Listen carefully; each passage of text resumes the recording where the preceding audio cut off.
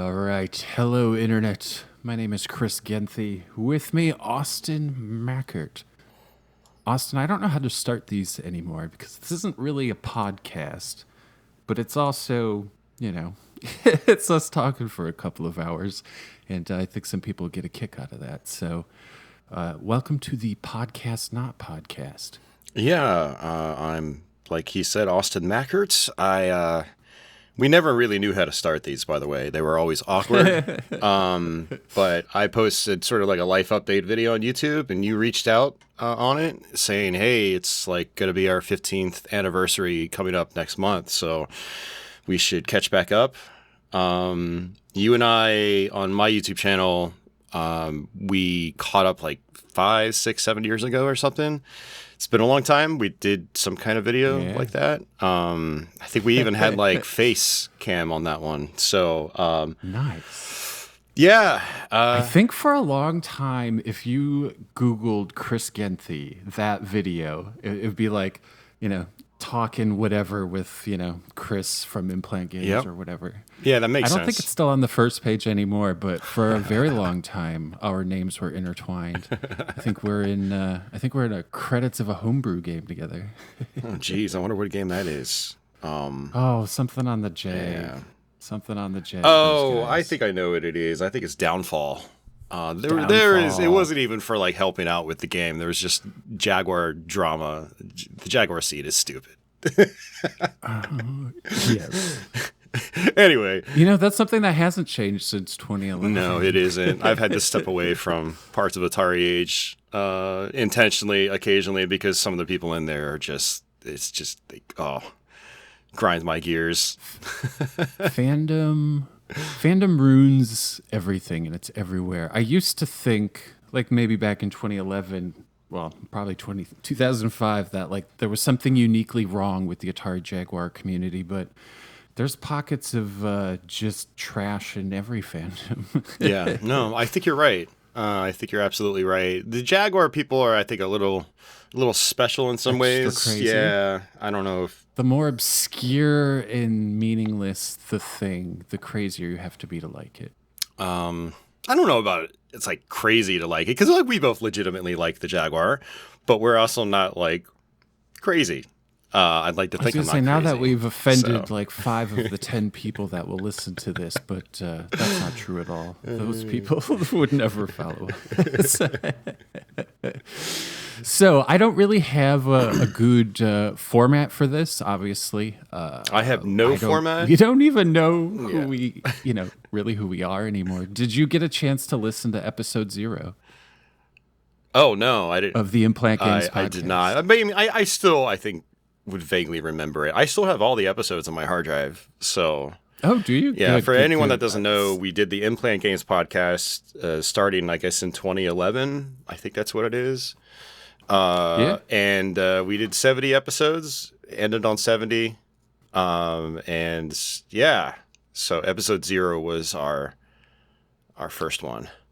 And yeah. How often do you get YouTube comments asking you about the podcast or to upload episodes, or when are you going to talk to Kris again? Not really ever. I think in the first couple of years, I got that a lot, but my audience is kind of like come and gone, and so. Well, I'm going to have to start screenshotting those comments, Austin, and sending them over to you, because even the last 2 videos, I don't make videos anymore. I stopped in 2020, but I did put up a video the one video around Thanksgiving, the last 2 Thanksgivings, and both times, multiple people. Or even if I do a post on the, community tab or whatever it's called, I will almost always get somebody that mentions it. So nice. People care, I promise. And now I'm going to send those to you. No, that'd be great. See, Austin? Hopefully it cheers up your day a little bit. Actually, yeah, that would. Yeah, no, that's really cool. I mean, I've gotten the occasional one, but it's not like I'm getting them like every week. Maybe once a year I'll get one. I get them around Thanksgiving.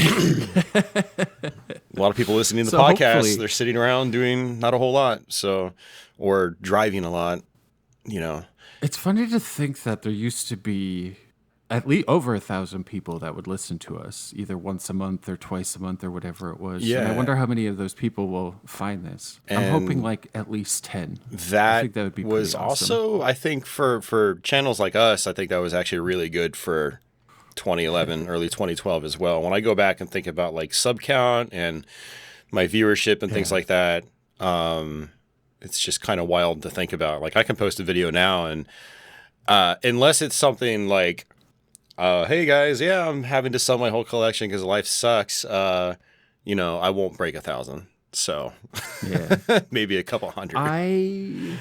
I feel fortunate. I think the Sonic Forces video I put up in 2024 is at like 6,000 right now. And the one I put up a few months ago, Zelda, I think is cleared 2,000. So it's not what I used to get back in 2020. I used to be able to break 40 or 50, right? I thought you were. I'd usually get 10,000 as kind of the floor, and then if like one of the topics or the video or something caught the algorithm, that might bump up to 20 or 30. Yeah. Okay. Which seemed like a lot which at the time wasn't bad, but it's nothing. No, you're right. In the grand scheme of things, it is kind of like nothing, but it's all kind of relative as well. Like I'll stumble upon a new YouTube channel and just for whatever topic the algorithm suggested me, not necessarily video game related. And it's like channel will have 250,000 subscribers. And I'm like, oh my God, those guys are so lucky. And then I'll look at their recent uploads and it's like, oh, they're only getting 10K, 15K a video. And it's like, there are some videos that we did is like rinky dink retro gaming channels that were getting the same thing. And it's like, but I don't know. Sub count doesn't really even matter anymore. Yeah. Unless you want that plaque. I did want that plaque, actually.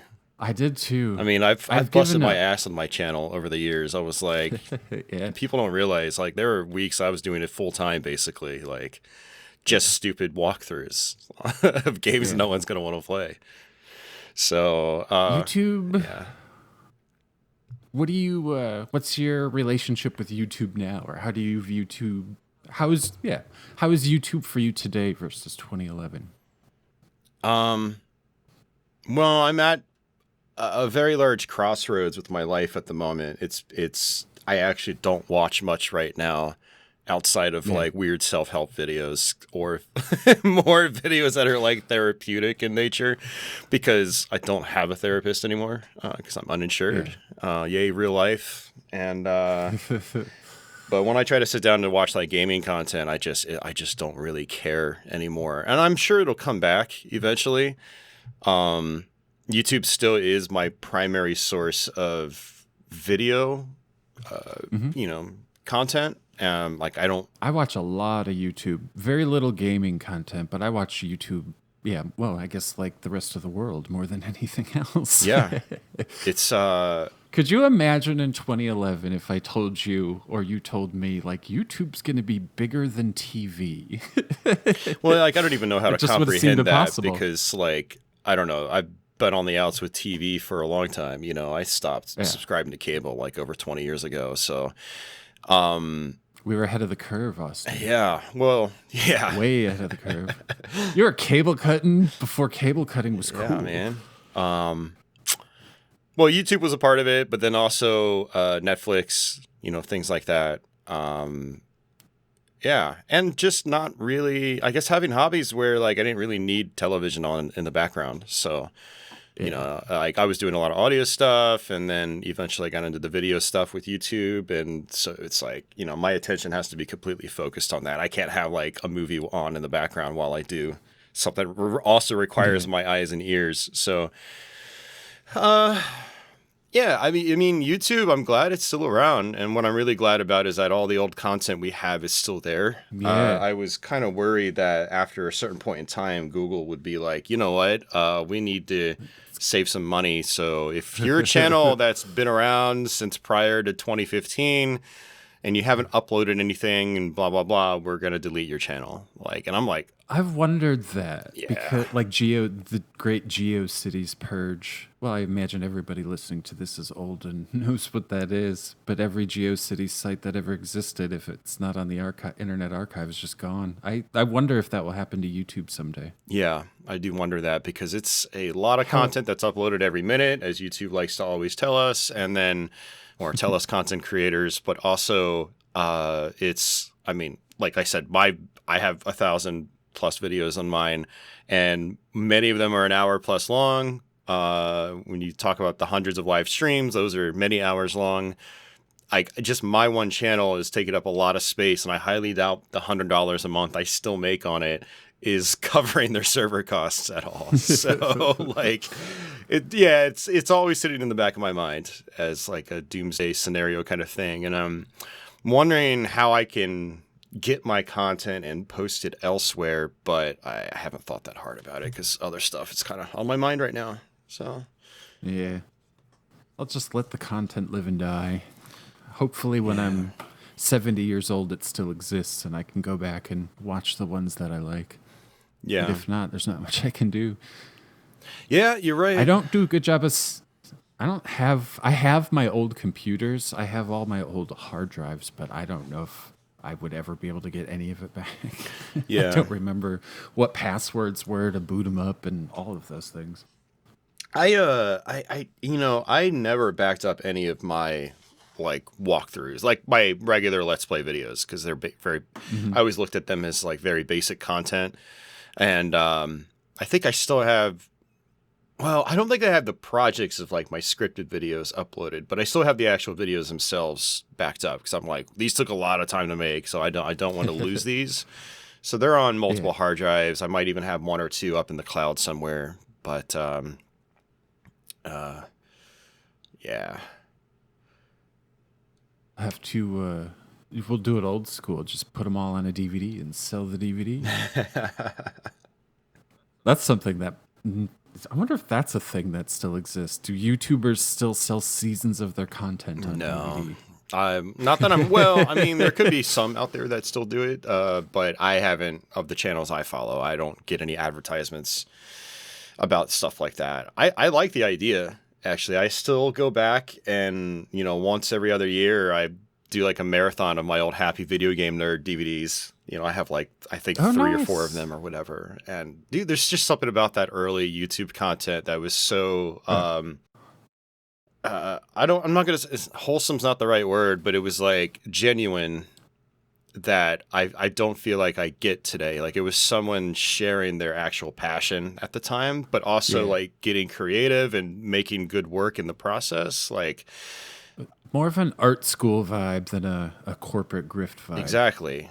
And it just, I get both happy and sad when I watch that, because I was kind of like a part of that, I mean, granted, it was like watching HVGN was a huge influence for me and got me into wanting to try to figure out how to do this stuff. And,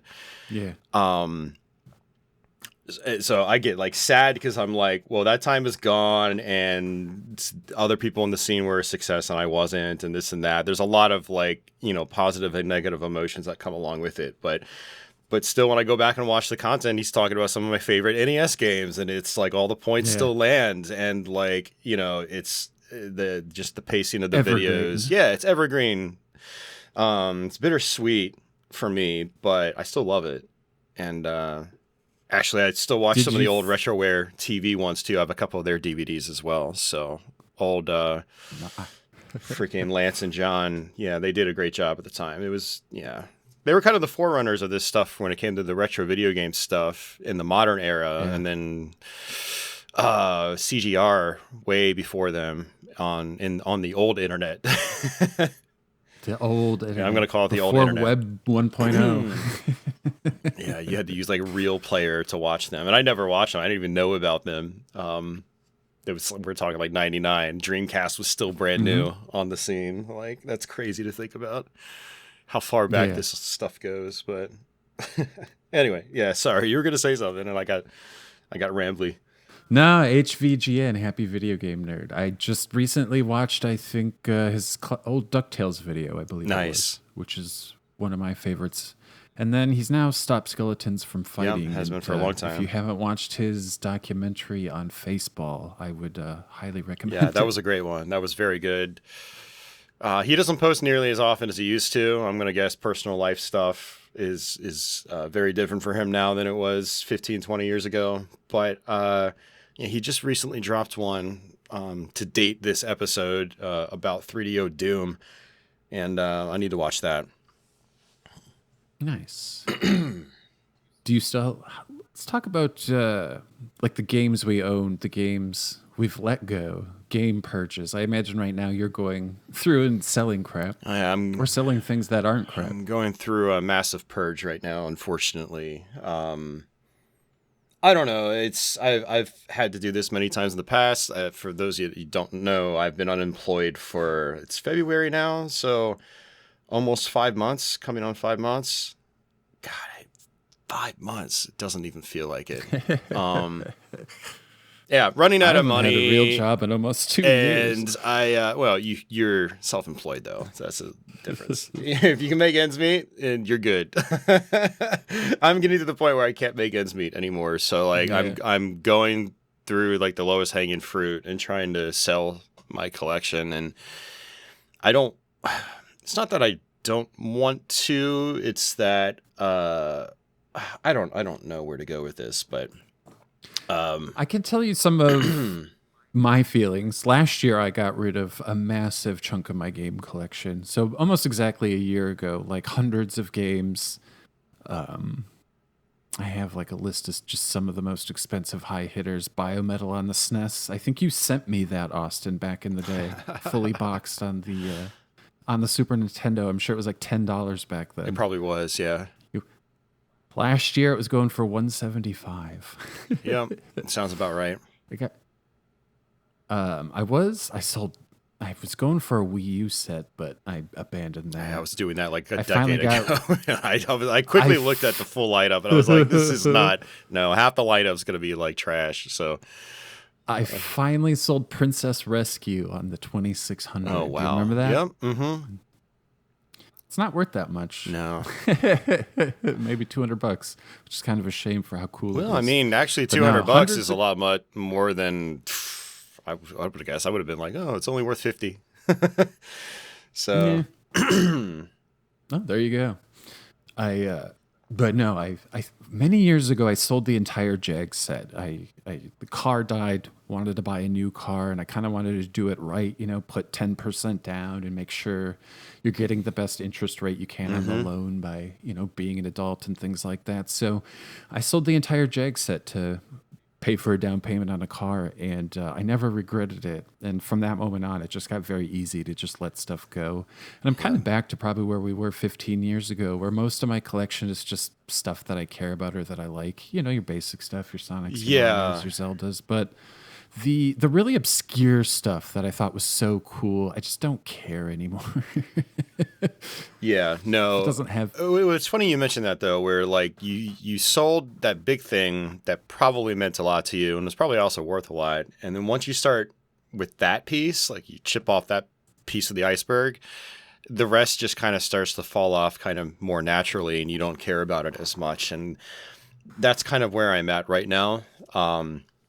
I've been unloading stuff for the last probably month and a half, and it was hard to do it, but it wasn't even just video game stuff that I started unloading. It's like once I started unloading the video game stuff, I was like, oh, this whole shelving unit, I bought for all my video game stuff. I don't need this anymore. And I brought it out to the dumpster. And the plan is I might have to move out of my apartment by May, and I want as little stuff to take along with me as possible. Yeah. And like, oh, this big filing cabinet I've had for 20 years, like I'd like everything out of that and just toss the cabinet or donate it or, get it out of my possession. And I actually started letting go of my CRTs. Like I got rid of my 23-inch a couple weeks ago to a friend, and I still have a big boy 32-inch.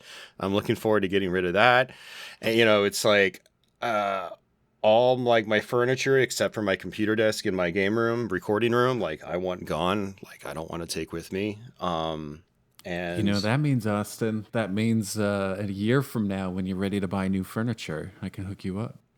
I actually thought about that. Good. You do Yeah. some really amazing work from what I've seen. I can't believe like I'm not gonna lie. This is kind of an aside. I'm like, how the hell did Kris get into this? He was like a nerd computer and gamer guy. Now he's building like like not just really professional, like absolutely beautiful like furniture. I'm like, Thank you. I Yeah. could definitely see myself buying something like this and having it in my Awesome. home. So, yeah. It ties to YouTube. Well, two things. I also wanted to mention another thing with the video game stuff and getting rid of. There was a lot of stuff that needed maintenance, and I'm just Oh yeah. that isn't a hobby of mine, maintaining old video games. So a lot of it, like the Sega CD and 32X, was like, this needs to go to somebody else who's actually going to maintain it, because otherwise it's just going to sit in the closet for another 20 years and break.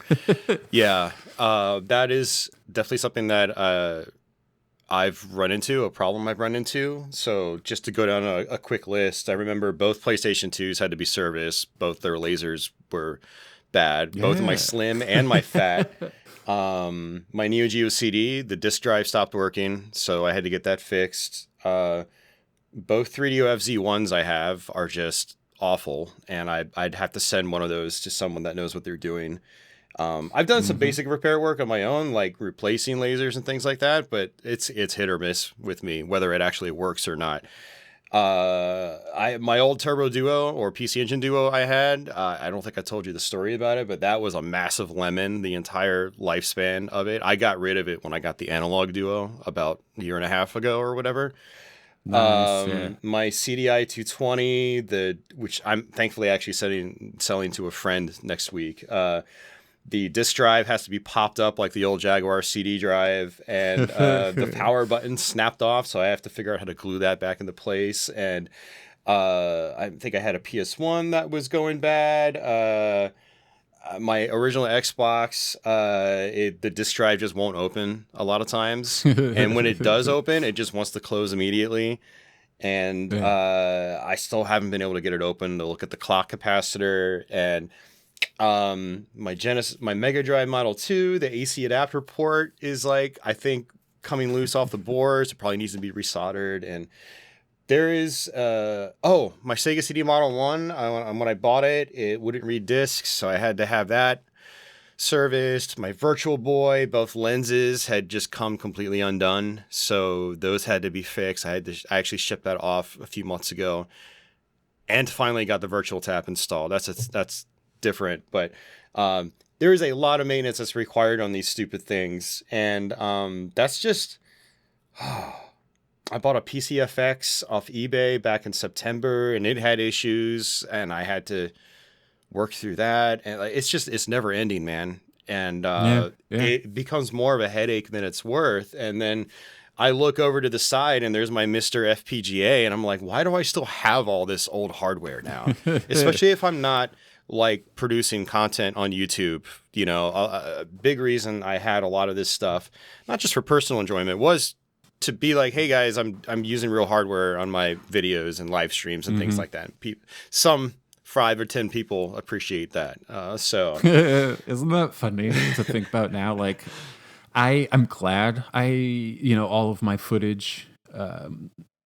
I put a lot of effort into making it reference quality, and I'm super glad because most of the stuff isn't going to work forever. But I thought it mattered, but I bet you 99% of people could care less if it was an emulator. Yeah, most likely. I was talking to some friends last night about that. Actually, coincidentally, the topic came up about my YouTube stuff, and telling them about how I'm trying to get the best picture and stuff like that. And you were actually a big part of that. You know, you were the first one I knew that had a FrameMeister, and I didn't get it until I got my own. And then I was like, oh, okay. Now I have a Retro Ting 4K. So it's like, But I do not. I do not have a RetroTink for. I don't have any 4K anything except for the Series X. I kind of even the last videos I used the FrameMeister and the OSSC, just old school. oh, and that's all you need. It's still all you need because no one's really watching YouTube content in 4K. No one's out No on one's their not cell. watching retro gaming content. I imagine either. I mean, yeah, it's just it's 4K still requires so much bandwidth. It doesn't make any logistical sense, which is crazy. Like with how fast everything jumped to 1080p, we've been kind of stagnant in the internet streaming world for a long time now. I mean, we're still streaming at the same bit rates on Twitch that we were when I started in 2015.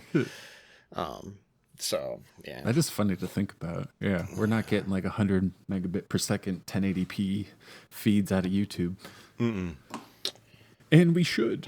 So I still have a long way to go with my downsizing. I'll name a couple things that were kind of big. I sold my Sega CD Model 2, which was actually one of the first things I got again when I started making YouTube videos. That was like one of my first systems that I reacquired. Because I had all this stuff in the 90s. Everything was being dumped a dime a dozen in the 90s. You can get a Jaguar for, you know, like $30 or whatever, and now they're like new. 500.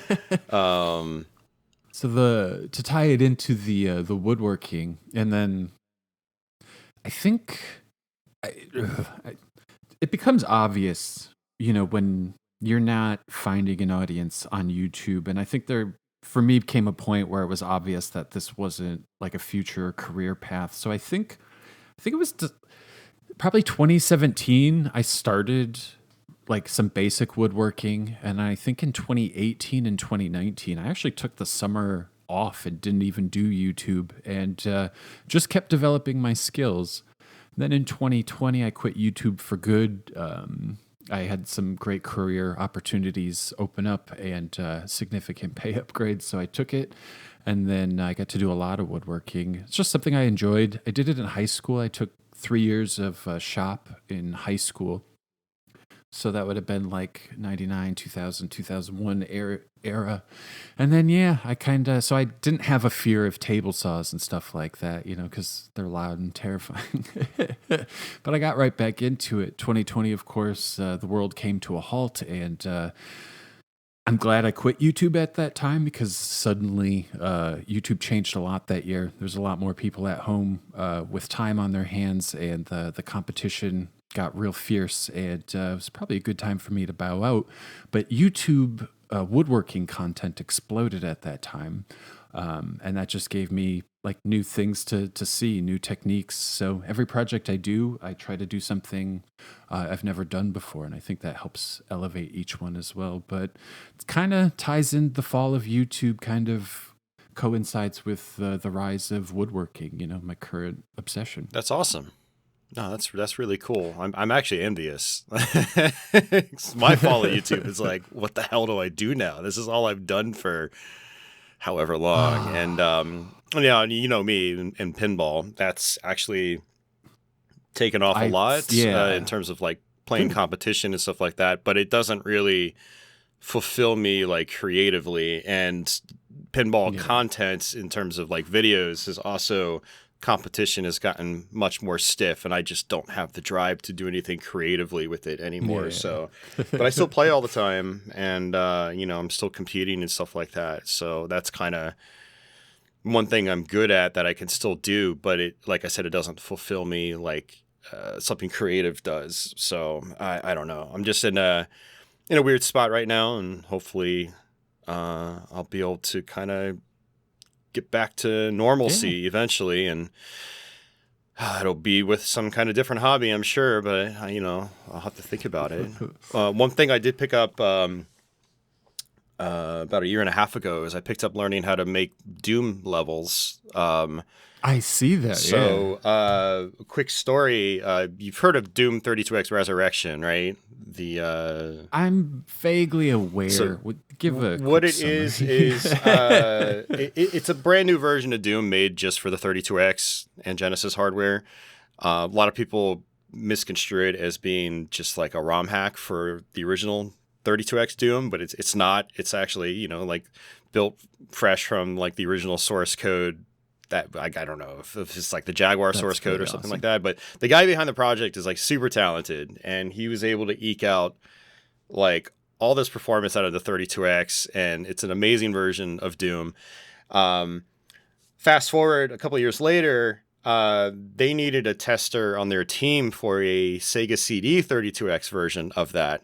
And one of my regular viewers, shout outs to Barone, and he knew I did a lot of Doom content and stuff like that, and he got me on the team to be like the primary tester for it. So for the better part of a year, I'd say no, it was probably about 6 months, I was doing constant like testing on a Sega CD 32x version of Ultimate Doom and Doom 2. That's awesome. And so I wanted to try to be more of a help on that project. And so I was like, hey, I can help trying to convert some Final Doom maps to it, because they wanted to bring some Final Doom maps over to it. With the Sega CD, you have all the extra storage space. You can have like almost an unlimited amount of like map sets that you can load up, custom map sets that you can play on your 32X. 750 megabytes. Yeah. Austin. So like one night I just got on Twitch, and I downloaded all the Doom map editing tools and stuff like that. I'm like, yeah, I'm going to be cool. I'm going to help out with this Doom CD 32X project. And then I ended up just making my own stuff. And that's awesome. So like a year and a half later, I'm still just making my own levels because it's fun and kind of cathartic, but also like, I think some of the stuff I'm making is actually pretty cool. And I'm like, yeah, this is all right.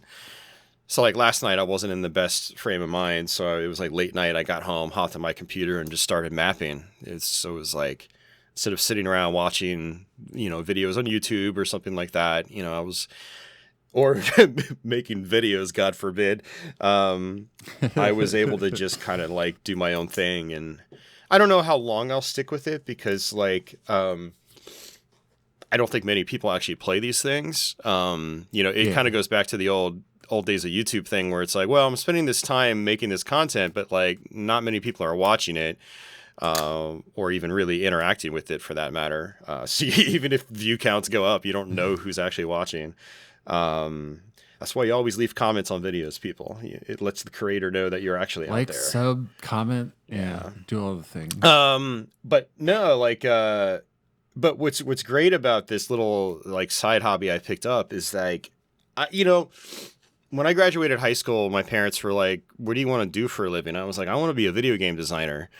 And so they were going to send me to like the Art Institute of like Arlington in Virginia. I went down and checked it out and everything, but they didn't want to pay for it. So like, and I was not a very resourceful teen, nor am I still a resourceful 40 something, but the point is that didn't work out, and that kind of passed me by, and so this kind of gives me a little bit of taste of that, because I'm actually designing my levels and I'm play testing them myself, and I'm learning how to there's ways you can automate certain functionality in Doom that you don't see as you're playing the game. It's all like in the background, and I learned how to set all that stuff up so I can have like walls come down like 5 minutes into the level that you're playing, which unleashes like a new horde of enemies or something like that. And I'm balancing the difficulty level, and it's like, I'm like, okay, this is way too hard for me. It's taken me like 20 times to get through this section. I need to pull some enemies out and do this or that, or switch this around, or man, I don't like how that column or that building looks over there. So I'm going to like either blow it away or modify it, and then eventually it looks good to me. And it's like, it's game design, it's really cool actually. And Take the last 7 minutes of this podcast and then just put your Doom footage over it, and you have an engaging video. Here you go. Forget the video. Yeah. Time to change directions. Yeah. So that was one thing I guess that's positive in my video game world that I've been doing, is that like over since I've been unemployed, instead of actually dealing with some of the unemployment aspects, I've just been making Doom levels. And it takes like, No, that's depending on the awesome. type of level you're making, like I like arcadey, what we call slaughter gameplay, where it's not like, ooh, I'm going down a dark spooky hallway and I shoot one imp and then I get a red key and I have to go back and unlock a door. Like it's nothing like that. It's more like Geometry Wars on crack. And it was a very difficult, very like high level player focused. But what's great about the slaughter stuff is like they allow you to focus on just really cool visuals, like lots of blinking lights and stuff like that. And so that's what my levels have been. And just even a simple good slaughter arena can take like a couple weeks to make. Just one tiny little level that you can finish in 10 minutes. Like, but so I'm on like my second set of maps. I'm on like map 5, so I'm working on number 5 right now. After like, actually it's been about 2 months. I've been starting on this new project, so but it's been cool. Yeah, so yeah. No, I love filing or finding new things to be obsessed about. I think that's that's what life's all You know, about. you're right, actually. And, through YouTube and the internet video stuff, I've definitely became complacent. I mean, hell, I was forcing myself to do it for like 5 or 6 years. Like, especially once like COVID happened, lockdown, and Yeah. like, I mean, I was still on graveyard shift. I wasn't going to change anything. But even after all that lifted up, I still just kind of kept doing the same stuff. And that's just kind of, I think all this stuff that's happening is kind of forcing me to pull out a little bit, is like probably a good thing. Yeah. Like I'm looking at it Yeah. as like, I'm at this point in my life where I probably just need a good like reset, like, That's so funny because I did that.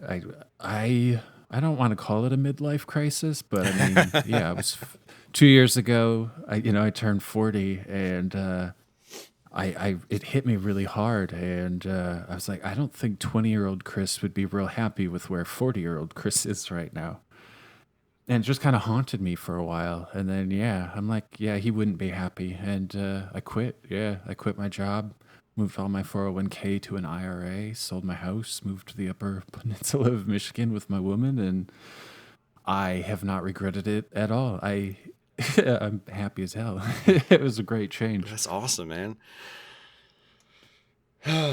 So yeah, dive in, Austin. New things, new things. Helps time go slower. Yeah, I need to find a job first though, so I can, I can That pay my sucks. rent.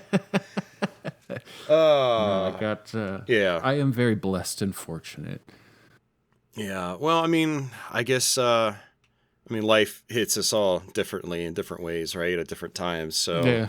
I'm just waiting for that moment where I'm in your position where I'm happy as hell too. Like that's what I've always wanted to strive for. But I've always been very like, even one of my pinball friends who runs a league locally, like he's in cybersecurity, and he's like, "Dude, you're a Mhm. smart guy. You just don't apply yourself." And I'm like, "Yep, yep, that's right." Well, I don't know what the smart part, Do you but know a job where I that definitely don't apply myself.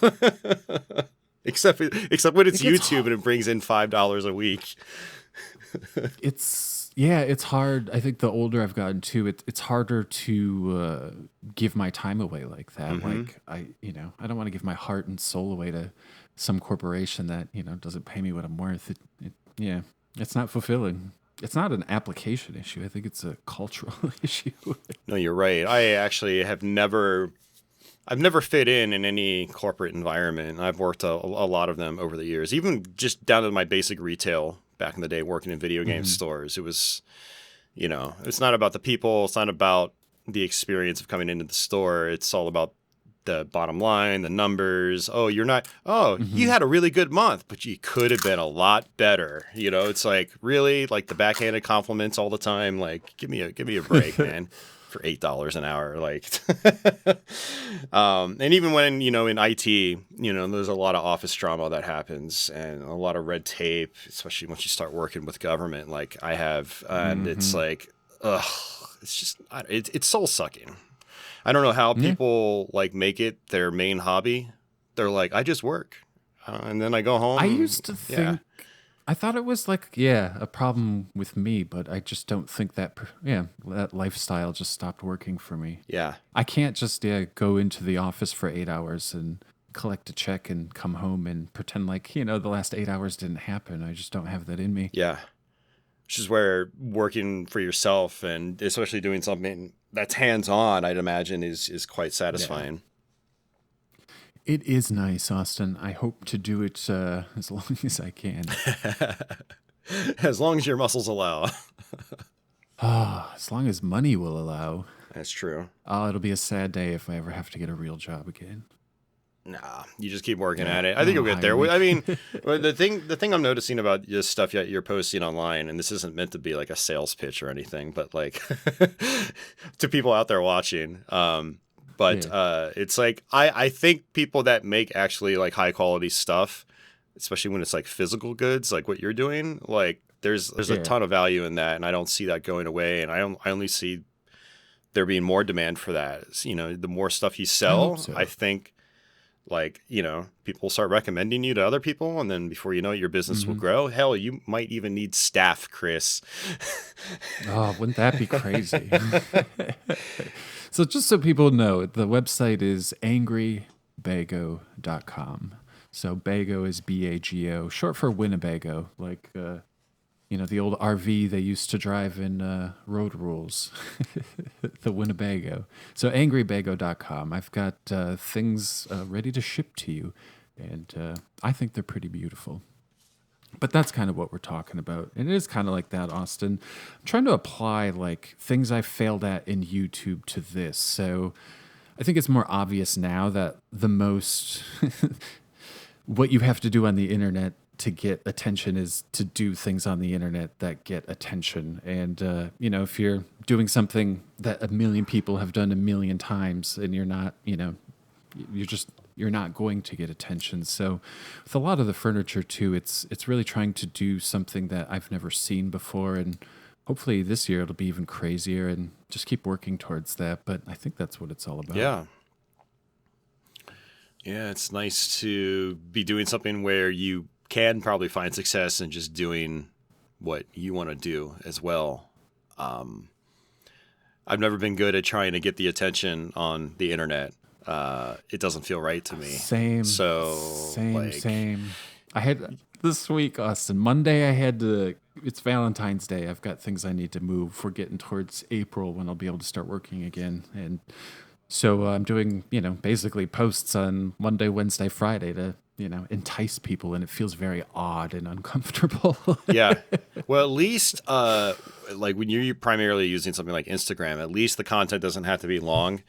It's not like, I've got to crank out a 40-minute video on Monday and then try to do it again Wednesday or Friday, to appease the algorithm.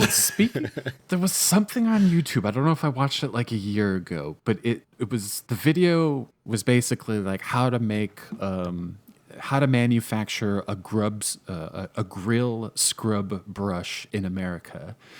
And it's incredibly difficult. And about 20 minutes into the video, it becomes clear that this is actually an infomercial for you to buy this USA-made grill scrub brush. And it just blew my mind. I'm like, I have thought about the internet just so completely wrong.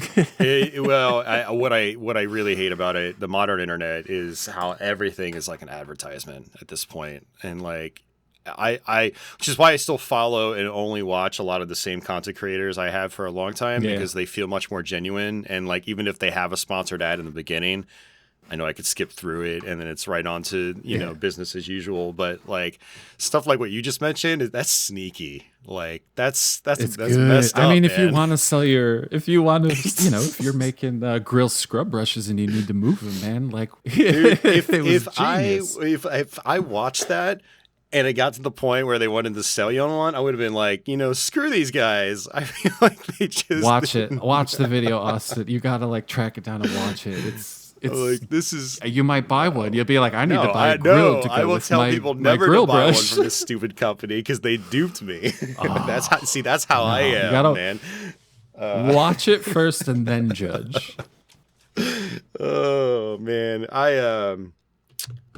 But no, to get more serious, I can't think like my brain just doesn't I'm just not a marketing Yeah. person. So yeah, it's tough. Yeah. But yeah, Well, I remember us talking many, many years ago where we both agreed like we just want our channels to grow organically, you know. I want people watching that actually want to watch, and I'm not trying to just like rope people in randomly with clickbait or, you know, things that aren't genuine that I would personally say if I was talking to you face to face or something like, you know, because how I am online is kind of actually a lot how I am in person. A lot of people think there's probably some kind of like divide, but there's not.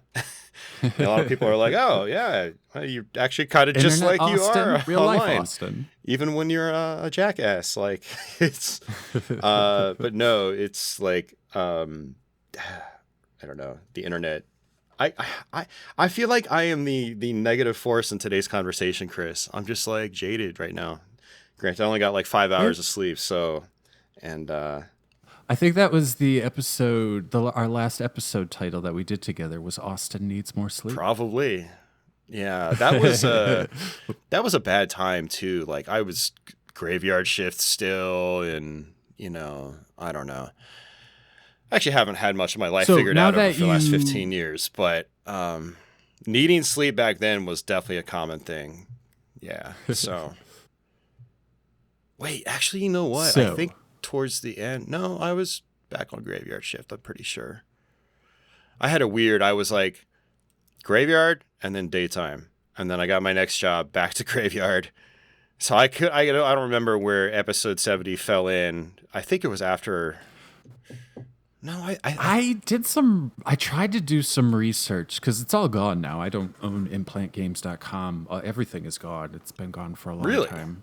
So I don't have, So I don't actually it's just not in the internet anymore. But when I did some research, I found some, I don't know, old websites that must have like archived the RSS feed. It said that our last episode was the end of 2015, but that just didn't feel right to me. No, I think that is right.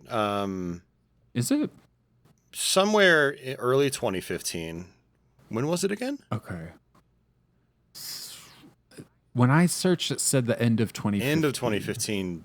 See that? Yeah, that I don't think that sounds right. 2014 could make sense.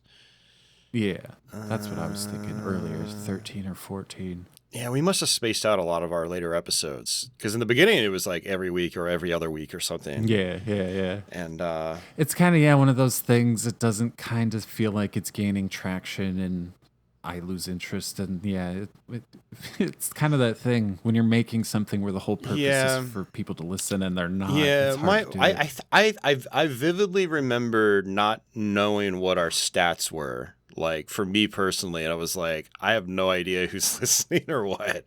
I don't remember if it was like the podcast apps or if it was what was the stupid content management system you were using at the time?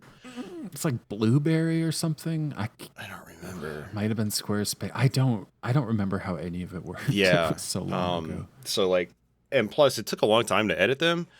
Like I would go through and like try to cut out all like the lip smacks and like all the like all the breathing sounds, all the noises you don't and want. It was like we would record for an hour and a half to 2 hours, and I'm like, this is 2 hours of me editing this, and it's like on top of us trying to do our own YouTube content, which we were both going at pretty hard at the time. And I had been heavily into pinball for a few years by that point, so that was eating up a lot of time as well. And yeah, it was an experience. So. How do you feel about your body of work like today when you think about it or look back on it?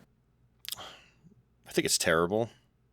Like, honestly, like, well, I think what doesn't help is that a lot of the comments I still get, they're on like the really old videos with awful video quality and like no structure to my, me for my walkthroughs, it's all improvised. So in my early videos, I would ramble about stuff that was completely unrelated to the video game that was in front of us. And one thing I am proud of is in more recent years, well, recent goes back a long time now, but where like I made it a point to strictly just focus on the gameplay, not try to interject humor, not try to get all screamy and yelly and yell curse words all the time. Angry. Yeah. And have information that people could find useful, like, so they can get better at the game. And and then especially in some of my later Let's Plays, the improv ones, I started actually adding like zoom ins and editing and stuff like that. And like, to try to make them a little more engaging, because it is still really basic content at a core level, but it still requires a lot of like discipline and focus on my part to deliver something that's like, I'm not trailing off talking about grandma's cookies like when I'm playing Batman the video game, like that was actually like a legitimate complaint someone had on my first Batman Let's Play, where I literally just sat there and wasn't moving the character or playing, and I went off on some like 20-minute tangent. It was like half the video. I feel like I've seen that video before. Oh yeah, it was some guy like reviewing the Let's Player or something like that, or reviewing the YouTuber. And now that's one of your most memorable videos. So it's like I'm happy with a lot of that stuff, but a lot of people don't actually watch those and comment on them. They're commenting on, I guess it's just the algorithm. The algorithm's like, ooh, more views and watch time on Super Mario Brothers 2 from 20 years ago. So we're going to shove that in front of people instead of the newer one from 2023 or whatever, right? That's a much higher quality. It's frustrating, but I go back and I someone will leave a comment, then I'll click on the video and I'll be like, oh my God, oh geez, what am I doing? And then it's same with live streams. I'm like, oh, hey, I remember that live stream being really good. And like I click on it and I skip like halfway through and it's just me rambling or asking or answering questions to people in the chat that are completely unrelated to the game. And I'm like, this isn't engaging content. Maybe it was engaging if you were there on the live stream, but it's not engaging after the fact. Like, it's not forever content. Yeah, it's not evergreen content, and it's a huge mixed bag, man. And I did things the way I did for reasons, especially the live streaming. When I was on a weekly schedule, I mean, there were nights we'd have upwards of like 100 people watching and interacting. Awesome. And like that's a really good feeling. Like 100 doesn't sound like a lot when you're watching the biggest people on Twitch, but for a retro gaming channel, if you're getting 100 like every stream, you're doing pretty well, and you've got a following and you've got a community, and just it all just kind of fizzled out. And the point is, like, it was good in the moment, and it definitely paid more than ad revenue. People were donating all the time. They were getting on the monthly subs and stuff like that. That helped out a lot. And but going back and just watching the content, it's like it I don't know. I definitely am most proud of the stuff that's like more structured and focused, because I think you can watch that stuff down the road and like it'll still hold up, because those games aren't changing, right? Those NES games. Yeah. So patch 89 coming to Castlevania. I'd assume you feel pretty good about your back YouTube catalog, because you went the opposite route. So for those of you guys that don't know, I did mostly like live Let's Play videos, walkthroughs of old school games. I did a few reviews back in the day. That's the route I probably should have stuck with. And I've been saying that for a long time. This is not a new thought. But Kris started off doing reviews, like straight up reviews. And that's basically all he did for like the entirety of his channel. I think the biggest, all reviews, the biggest difference, obviously, I did scripted. It's funny to look back at them. As a whole, I was not proud of my work for a long time, especially, 2020 when I stopped. To me, it just felt like I had spent 5 years of my life. I really took it seriously from about 2015 to 2019. I had committed to 5 years, and I did just a bit more than that. So at the end, I knew it was the end, even though I didn't say anything. And I felt like I failed. I'm like, man, I got like 32,000 subscribers, 4 million views. And I'm still at just half that. This isn't even close to like paying for the bills. I've definitely had a couple of really nice months. Don't get me wrong. in 2019, YouTube was 12% of my income. So not insignificant, but Yep. it felt like a failure. I think a few years later, probably around the time I put out the Sonic Forces video, so probably around 2024, I probably got that pop up on Facebook Memories, when I was on the YouTube trending page back in, I don't know, February or March of 2019. And it dawned on me that that's kind of an awesome thing. I got to have that moment.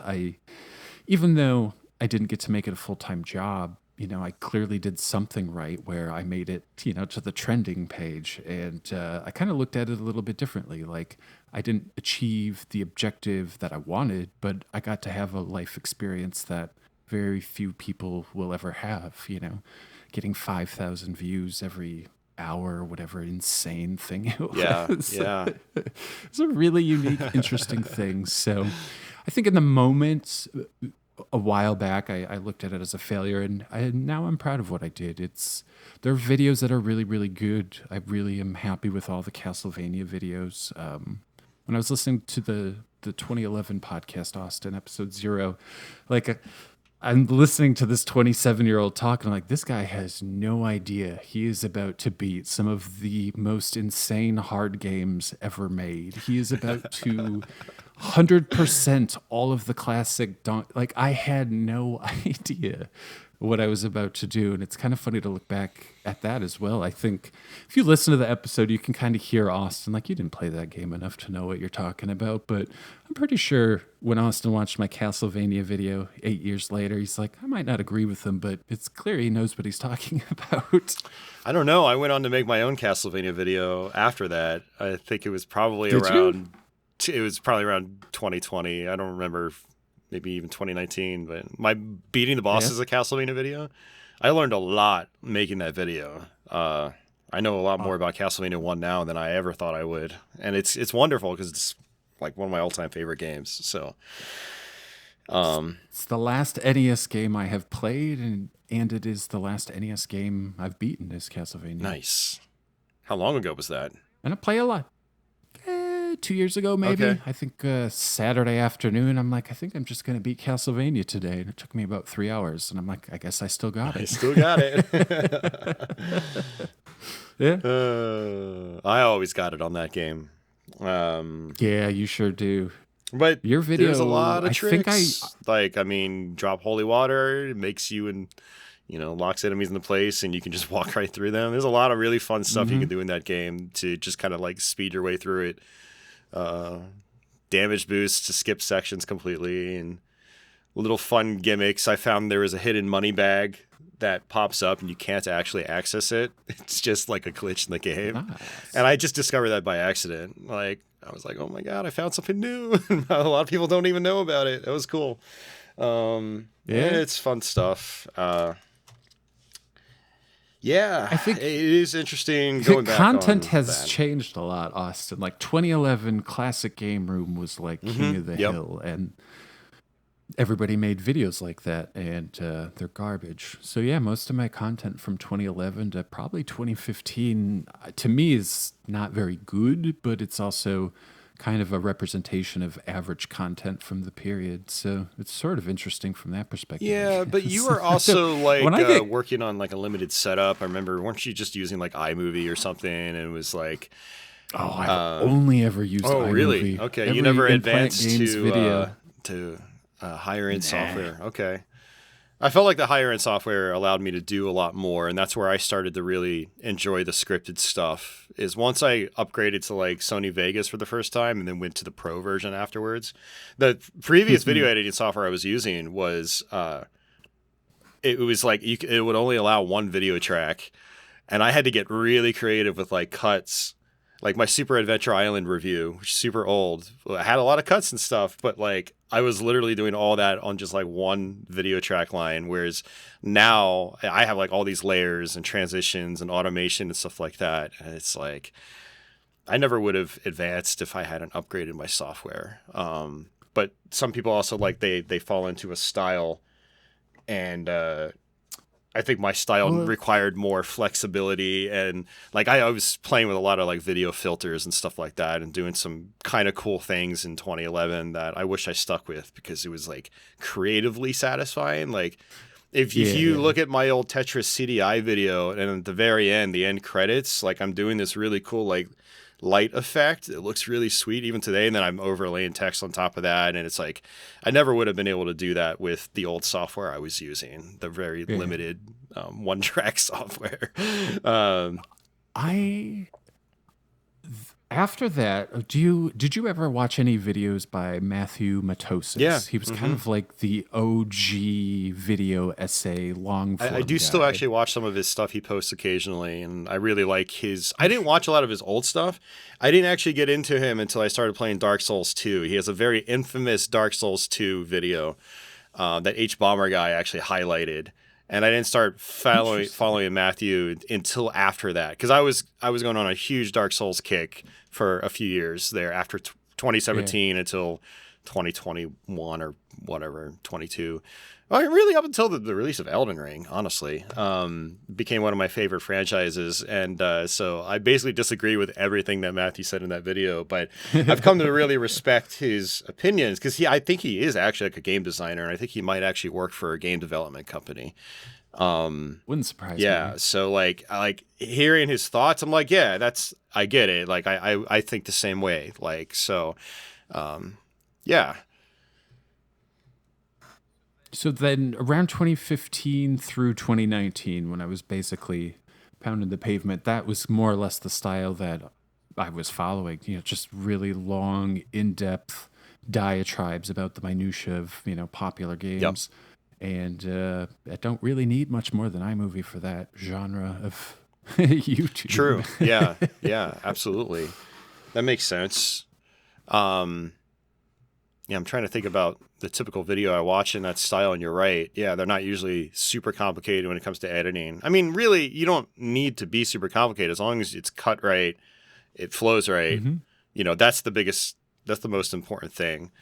That's what Um, that's what even the last couple of videos is just, yeah, making what I am saying, what is on the screen, they have to be matched up. I have to have the absolute perfect shot that represents the point I am trying to yep. make, or this video fails. So really, I just needed something that let me find footage quickly, and iMovie was always good for that. And yeah, no regrets. I tried to make it obvious on the last two. There's chapters, and the background of the chapter icons are just stock iMovie backgrounds. That's It's a funny, little actually. That's Easter really egg. good. Yeah. I thought for sure somebody might say something, but nah, it's No. just a little Easter egg. But yeah, it's all anybody could just do what I did. It's all default iMovie. It can look and sound like that with, well, it's not cheap software. iMacs are expensive, Yeah, yeah.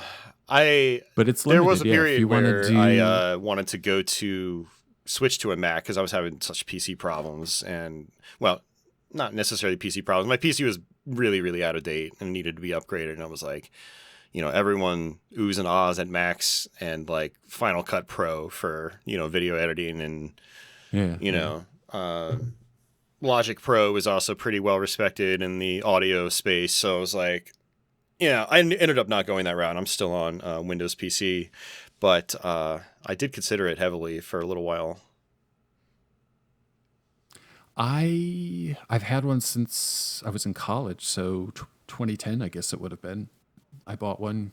If you were doing any digital media, well, gosh, probably even now, anything, it's all done on Mac. So I had to get a Mac for college, and I just haven't looked back since. I've only had three. I think I bought my first iMac in 2010, 2015, and then my third one a couple of years ago, maybe 2024. They last forever. They're Nice. beautiful. I'm sure there's limitations. I'm not a Mac, like, I'm not trying to sell It's anybody. whatever I works. don't It's whatever care. works for you. Whatever works for Like you. Yeah. I try to just tell people that whether you're a Mac or Windows guy or you're trying to go in one direction or you're a Linux person, it's just whatever works for you, basically. Isn't that funny? Yeah. I think that's a big change from my 20s to now is fandom. I don't care. Yeah. I don't care what my car is. I don't care what my computer is. I mean, don't that's care what why my I shoes stick with are. the Windows machine. Is it just works for me, you know, and my car works for me, and you know, I just it is the what fandom, it is. Austin, You know? extends to tools. There's Oh tool yeah, fans. I can If imagine. you go on Facebook, yeah. Like I only buy Makita. And I'm just like, whoa, man, you all are weird. You must be in your 20s, because no older person would talk like that. Well, we like to say that, but we also don't work in office environments 9 to 5 anymore. So maybe we're just we're on the edges of society, Kris. Is that what you're gonna? What are you gonna do next? Do you know? Are you gonna enjoy it? Do you want to get back into anything? No, I have to continue with cybersecurity because it's the only thing that'll pay my bills right now in Northern Virginia. Gotcha. It's kind of like it's what I've been doing for 12 years, 13 years, and unless I want to go back to like a call center help desk environment, hell no. No. I was actually entertaining a role in that field again last week, and then I thought about it. I'm like, no, you can't do it, dude. Life's too you will short. probably end up like going home and shooting yourself one night, literally, because like that was the most miserable I've ever been is in call center environments, and I did that for 7 years. Yeah. So, but yeah, basic cybersecurity operations center work is where I will end up in again. I had thought about trying to do stuff that can move me sideways in the career, or maybe just jump ship and try something different completely, but I need a solid foundation before I think I can even really consider doing that. Like, I don't know if moving back in with mom is the solid foundation because I know she'll drive me crazy, but not having to pay rent and being able to get debt free quickly sounds appealing to me. That'll allow me to start fresh and then maybe apply some effort. I mean, I could say go back to school, but I really don't want to go back to school. No. I don't know, man. I think what I need to do, and I've been talking about this, I mean, even on my YouTube streams for a long time, I'm like, guys, I need to just focus on my career, this and that. And instead I jump on for a stream or make another walkthrough video. And it's like, that's good. you know, I could talk about these things all I want, but if I don't actually, you know, have the discipline and make a change, then it's never going to happen. And we're just getting older. But I think at this point, if I'm going to stay in this area, which, I mean, I will, I don't see why I'd go anywhere else right now. All my friends are here, and my mom and my brother are here. Is I need to really get my career in order. You know, I'm looking at like security engineering positions, and some of these guys are making like $150,000 and up. And I'm like, I wasn't even making half that in my last job. Like, dude, it's there for the taking. I just have to develop myself like you did with your woodworking. I have to develop myself to move into that direction. I'm sure the job will be more fulfilling, and it's just, you know, I'm tired of focus. Yeah, focus. You do maps, man. You never know when you get the attention of, you know, the game designer at some company. Just keep putting yourself out there, the stuff that you love doing and that you're good at. Yeah. You're right, you know, but I need... Once you're debt-free, you can do whatever you want, man. Live with your mom, pay off your credit card and your car, and then you are free. Yeah, well, I mean... then you can do whatever you want. When Dad passed a couple of years ago, I inherited his old vehicle, and it was already paid off, so I'm lucky there in that... Yeah, I'm sorry to hear that, but... it's... So, thankfully, no car payment, but the credit card debt, I could definitely get out of that. That would be nice. And I not to sound, I don't know, man. Not to say I don't. Just to be clear, I don't have my life together. I don't know what I'm doing. Yeah, but you're enjoying life though. That's like I don't care if like I have direction as long as I'm happy in my directionlessness or whatever. Like, you know, if I had like, you know, like a nice girlfriend or a wife to come home to and like, you know, someone to talk to and like, you know, had a partner in life, maybe things would be different. I'd look at it totally differently. Let's like, And especially when it comes to like, oh, I got laid off. Oh shit. At least I have someone to fall back on, or like, you know, have some emotional support with, you know, rather than having to deal with the whole thing myself and then all the other things that come along with it. But yeah, it's funny going back to your thing. I don't think this happens to many people. I mean, not if you're making like Doom maps, but no, one of the guys that he's been making maps for probably like 20 years now. You know, he got picked up to do like an episode on one of the modern like boomer shooter retro shooters FPS games. So is that what they call them now? Boomer shooters? I love it. Is that a shmup? No, it's first person shooter. Like we're talking like classic Doom, Quake, Duke Nukem 3D, stuff like that. And yeah, I mean, he ended up landing that through just knowing these people through making his Doom stuff over the years. And he's made some of like the most well-respected, like high level play, like, you know, Doom maps out there. So it's like, that helps, you know, he's kind of like a god in his own scene. But yeah, now he's probably actually going to earn a paycheck for, you know, taking like his hobby and, you know, make it as something else. And maybe the next project he lands on, he'll be in like a full dev role or something, or a lead role and doing most of the work. I don't know. So it's not to say like, you know, me continuing to poke away at that won't lead to anything, but it's like, you also never know. And you don't want to be doing the stuff expecting something like that to happen. And that's a trap that's very easy for people to fall into. It's like YouTube all over. It is. Again. I mean, that's actually the trap that I fell into with YouTube. Like once you start seeing a little bit of growth, I was looking at my most popular videos yesterday just out of curiosity. I was like, oh man, I remember that Xbox One unboxing. It paid for the Xbox One. I got 50,000 views over the course of like a week or two. And like it literally paid for the console. And I was like, dude, I should do unboxing videos all the time. Yeah, it's sad, but no other unboxing video did anything close though. And it was just a big waste, you know. But like I was like thinking to myself, instead of doing it because I wanted to do it, I was doing it because I thought there may have been a paycheck in it. And ultimately, I mean, you wanted to try to make it a job. You know, you kind of have to go in that direction a little bit, but at the same time, it's like I kind of wish I did it for me instead. So.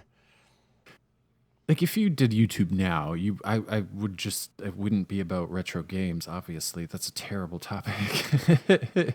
And you would have to like you would have to start at the beginning, like what is going to get clicks and then work your way backwards from there. And that's just not. The thing about YouTube for me as well is it started because I just wanted to, it was a passion for me. Like I had, you know, I had been collecting since the 90s, and I had to sell all my stuff because I was in a similar position like I am now, where out on my own, and I'm on my own, and I'm running out of money, so things have to go.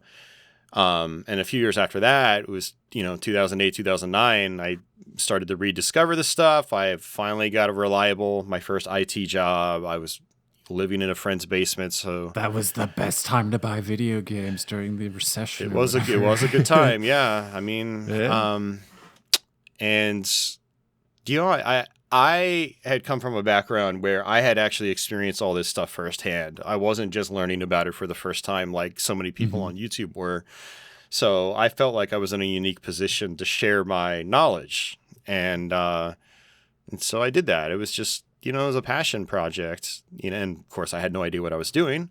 And in those early days of YouTube, it was like, oh, this is my channel. I'm just going to share whatever I want. It was more, you were just sharing. YouTube just didn't, the concept of what it is now just wasn't even a thought back then. I mean, it was more of a social network. You'd find other guys that were posting about Sega CD and start talking and making, it was a social network. You do like response videos and you know. Response videos.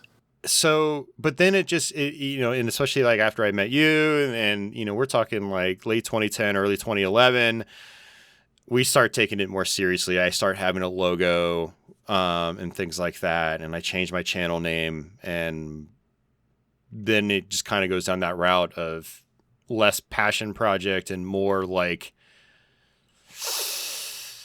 I don't know how to say it. More formulaic, I guess, and more focused. Obligation is how I looked at it a lot. Oh, it definitely was 100%.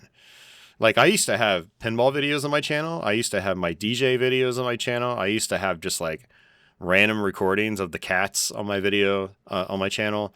I used to have my game music on my channel, and I've split all of them off. So it's literally just gameplay and talk now. So I think that's good, but at the same time, it's like, I don't know, you lose a little bit of something by, I don't know, putting on like a brand face, I guess. I care less now. I have a personal channel and I upload random stuff there for, just whatever. But even though the YouTube channel, Austin, like the last couple of videos was a bit tough because they're just not the same. I'm not going to make a 42-minute video essay ripping a game apart that most people love. It's just not my thing right now. Yeah. Well, I remember we used to take that stuff so seriously. Like, God, this game is bad. Why is it bad? It's just this and that and that and that and that. And at the end of the day, it's like, does it really matter? Like, I think that's why the content work. I think it's like highbrow rage bait. I don't. You know what I mean? It really like, is. Yeah. I don't know why. Yeah. People love.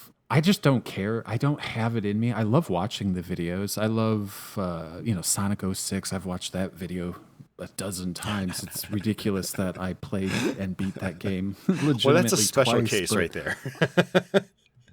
I couldn't imagine doing it again. Even Sonic Forces, Austin. I think I 100%ed that. I'm certain I must have. I'm sorry. Well, actually, I mean, Sonic Forces, apparently a lot of people like Sonic Forces. But Sonic 2006 that's one of those infamous ones that's like for a reason.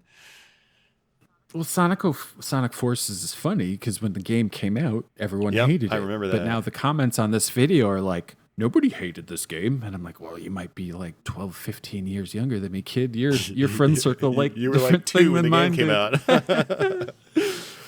But the kids that played it loved it, and the adults that played it hated it. And it's like, well, that's every Sonic game I've ever known in my entire life, except for the original Genesis games, baby, where like you can put Sonic 1 in front of a kid today, and he'll be enamored by it. I don't know if that's true. I think anymore. It is. I have a buddy that runs an arcade. Which I might actually go out there after this podcast, and we've had Sonic running on there on this Genesis for such a long time, and the kids are like out there playing it all the time. It warms my heart, awesome, man, because I still think the original Genesis games are like phenomenal games. They're like Sonic 1, 2, 3, and Knuckles. That's like the equivalent of like Mario World on Super Nintendo, right? And they age like fine wine, but once you get to the 3D era, like Sonic Adventure 2 in particular is a big one where it's like, the kids that grew up with it love it, and then people like me are like, it's a game. It's like, I don't know. I feel like once Sonic jumped into 3D, that it became way less consistent and polished as a franchise. It's funny looking at it retrospectively. I think you could say every 3D game is just less polished. Nothing is finished. Games live on. Minecraft is still going on 15 years later with new content and polish. I forgot where I was going with this. Oh well. I interrupted you for no reason. No, it was just. I guess what you're seeing about Sonic Forces, like I've seen that going all the way back to Sonic Adventure 2 specifically. I mean, probably Sonic Adventure 1. I bet you there's a lot of people out there that think it's like the jankiest thing ever, but there was just something special about that one in particular versus like the ones that came after. So maybe it was because I was there for the Dreamcast launch, and I'm biased. That whale scene will still never like escape my memory. It's the coolest. Yeah. It's. I try to be as objective as I well, now I don't. I'll just say whatever, but just that extreme objectivity. Everything has to be factual as can be. I can't do that anymore. I think Sonic Adventure 2, the last video I did, is probably one of the last videos I did on the channel of the OG run back in 2020. Is like one of my most disliked videos. It's like 75% liked, 25% disliked, but It's the one that still gets the most comments. There's so many people. I have a feeling that video is used as like the counterpoint in like online arguments, and I think that's why It's possible. that video still has legs. It's possible. Sonic Adventure 2 is not very good. Yeah. It was one of those games where like I enjoyed the basic like Sonic and Shadow action stages, and then anything after that was like, why are they doing this? Yeah.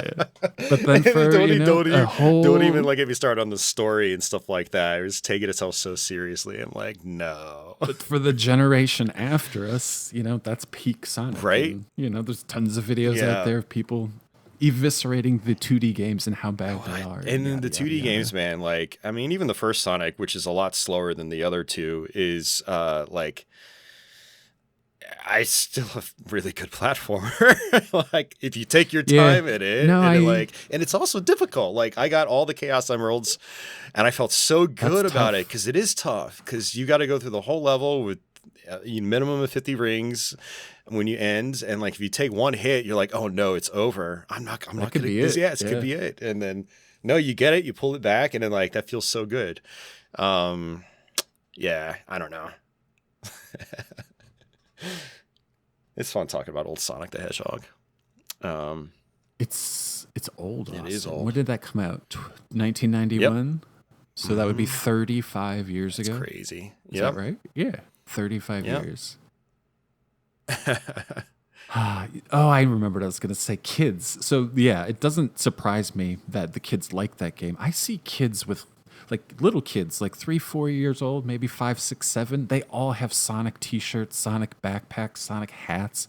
Warms my heart. I've never seen more kids into Sonic than today. Yeah. Which is wild. I don't know what games these kids are playing. There must be stuff on mobile or iPad or something. Yeah. Here's a question for you, Austin. Do you ever feel you've lost touch with like modern pop culture? Oh yeah, 100%. I don't really follow modern pop culture at all these days. Yeah, me either. If someone like mentions something or someone that's popular, I just kind of like shrug and move on with my life. You've never heard of this person? No, man, I have not heard of that person. Are they on ESPN in the morning? No, then I haven't heard of them. I don't even listen to stuff like that. Like, I'm trying to think of like the most mainstream. We don't have cable, but I watch Formula One. Okay. So in the last couple of years, Formula One's been part of ESPN. So we just get now it's ESPN Ultimate or whatever stupid thing it is, just for Formula One. But I like to like listen to something in the morning, and I gave up on news, obviously. And I actually just found the sports talk radio in the morning is my favorite thing to listen to with a cup of coffee. Even if it's a sport I don't care about. I like the brevity. When I had a job, YouTube would fill that void. One of my favorite channels is Gamers Nexus, which is a computer PC building based channel. And they do a lot of like hardware news once or twice a week. And so like that would be I wake up at 7 a.m., get my caffeine. I'll have that on in the background while I'm logging into my work setup and stuff like that. So, all my entertainment like that has moved to YouTube, and it just depends on what's up, but more like computer tech stuff would be what I would probably listen to. So I would keep up with some of that, but I don't even know if I'd consider that pop culture. I mean, to a degree it is. Once they start talking about new CPUs and NVIDIA's latest shenanigans being the most valuable company on the earth right now, apparently. That's another. I used to be aware of that stuff, and I just have no idea anymore. Yeah, I don't intentionally try to keep track of it too much, but I mean, I do like building computers. Like I will probably at least once or twice a year be like, I need to build a computer right now, and I'll just like drive down the Micro Center and come back with like $1,000 worth of parts and put it together, just because I like the process. And it gives me an excuse to upgrade my main machine too. So like I have a really powerful CPU right now in my awesome workstation that I'm not using for anything now. But yeah, I built that back like last April or May or whatever. And Yeah, so like I'll still keep up a little bit with the computer, PC building channels once in a while. I don't really watch news like you said. Now there Yeah. are I do still keep up a little bit with the current political climate because I don't know. You live in Northern Virginia? I I do. can imagine it'd be tough to No, I'm escape. like literally 20 minutes outside Washington D.C. So it's good to keep an ear to the ground. But yeah, let's see. Yeah, I don't watch any sports. Not a sports guy, so no pop culture there. When the Super Bowl comes on, I'm just gonna be like, whatever. I rarely even watch that anymore. A lot of things change. Like obviously I'm from Wisconsin, Packer fan, but like if it's halftime and the Packers are playing like crap, I'll just watch something else. Life's too short to watch poor football. I've always been of the mindset where like I don't find sports all that entertaining outside like a handful of like special moments where like something really out of the ordinary like happens. For me, like I'd rather be playing something that's interactive. Like I'd rather be competing in something myself. Like I'd rather be Yeah. competing in pinball, or like rather be doing something with my hands on my PC, like making Doom levels, or working on a video or something. Like, I still don't quite understand to this day how people are okay with just sitting around for 8 hours on a Sunday, just looking at a screen. And like, if I sit on a screen and I'm not doing anything productive for too long, like I start to feel bad about Yeah. myself. I get anxiety about it. Like, wait a minute, am I maximizing? Yeah. And I don't think that's a bad thing. And nor is people being okay with sitting on their asses for 8 hours. Should I consider that a You bad thing? relax how you want to relax. Exactly. Yeah. But I don't get it, man. It's just not my personality. I can't do it. I spend more time playing Minecraft than watching TV. Easy. Minecraft is like it's got that creative element to it, and it's also highly interactive, and it's also social. You can play it with friends. Do you play Minecraft, Austin? No, that was one of those things that I think you were playing when we first started the podcast, and I never got into it. I bought the Wii U version actually, Nice. and I played it for like an hour. That would have been a long time and ago. yeah, I never really actually dived into it. So, but it always I recently respect got it. back into it. So Yeah. A couple of years ago, I started a modern world on the Xbox. What do people call the Xbox? The Series X? I have no idea. you got modern Minecraft. Xbox One and on. Yeah, modern Xbox. That eats up a lot of my time. I have a pay for a realm so I can play on my Switch or play on my Xbox, whatever I want Nice. to do. And then I kind of go in spurts. So when I got sick of that, I spent like all of 2025 playing Forza Motorsport, specifically online racing. You brought up competition, and I got real good at that. Maxed out my skill level, beat a couple of fast guys, and just moved on. Now I'm playing classic Minecraft, Xbox 360 Nice. Minecraft, doing all the things I didn't do back in 2013, which has been super. But that game, when you talk about creating in Doom, that's what Minecraft reminds me of. Like, these worlds are, specifically in my case, these worlds are just for me. I'm just building myself, to keep the neurons in my brain firing so that when it gets warm out, I can start making furniture instead. Yeah. But that's my jam, Minecraft. That's awesome. Well, it's great that like my you Doom still like doing that all these years later. And you probably took a long break from it, but like it's always there. Oh yeah, at least a decade. It blew me away that Minecraft was popular again. Like I must have stopped in like 2014 or something. I don't think its popularity ever died. It was always, it's crazy. And that's why Microsoft probably saw that. They're like, yeah, that's why we're going to pay $1 billion for this company or whatever they did. They saw games as a service well before I did. That's for sure. Minecraft is. Do you buy games today, or do you just have like Game Pass? No, I did buy a self-pity Switch 2 when I got laid off. But then I had to sell those it. are the best kind. But I did play a lot of Mario Kart. It was really, really good. Mario Kart World is really awesome. I don't really look forward to a lot of brand new games anymore. The last big one for me was Elden Ring. That was a few years ago now, and I still play it once every now and then. I was playing it, I think, a few weeks ago, just for a little bit. But no, I don't really buy brand new titles. The big thing for me is I just say I don't have the time. Like, I don't even have the motivation right now to like work on my YouTube stuff. So like, why am I going to drop 70 plus on a game that I'm going to play for probably an hour or two? Elden Ring was the exception. So I put hundreds of hours into that between different versions. Did you ever think, well, I don't know. Did you ever think you'd get to a point in your life where you weren't excited about new games? No, I never thought I never thought it would get this bad, I should say.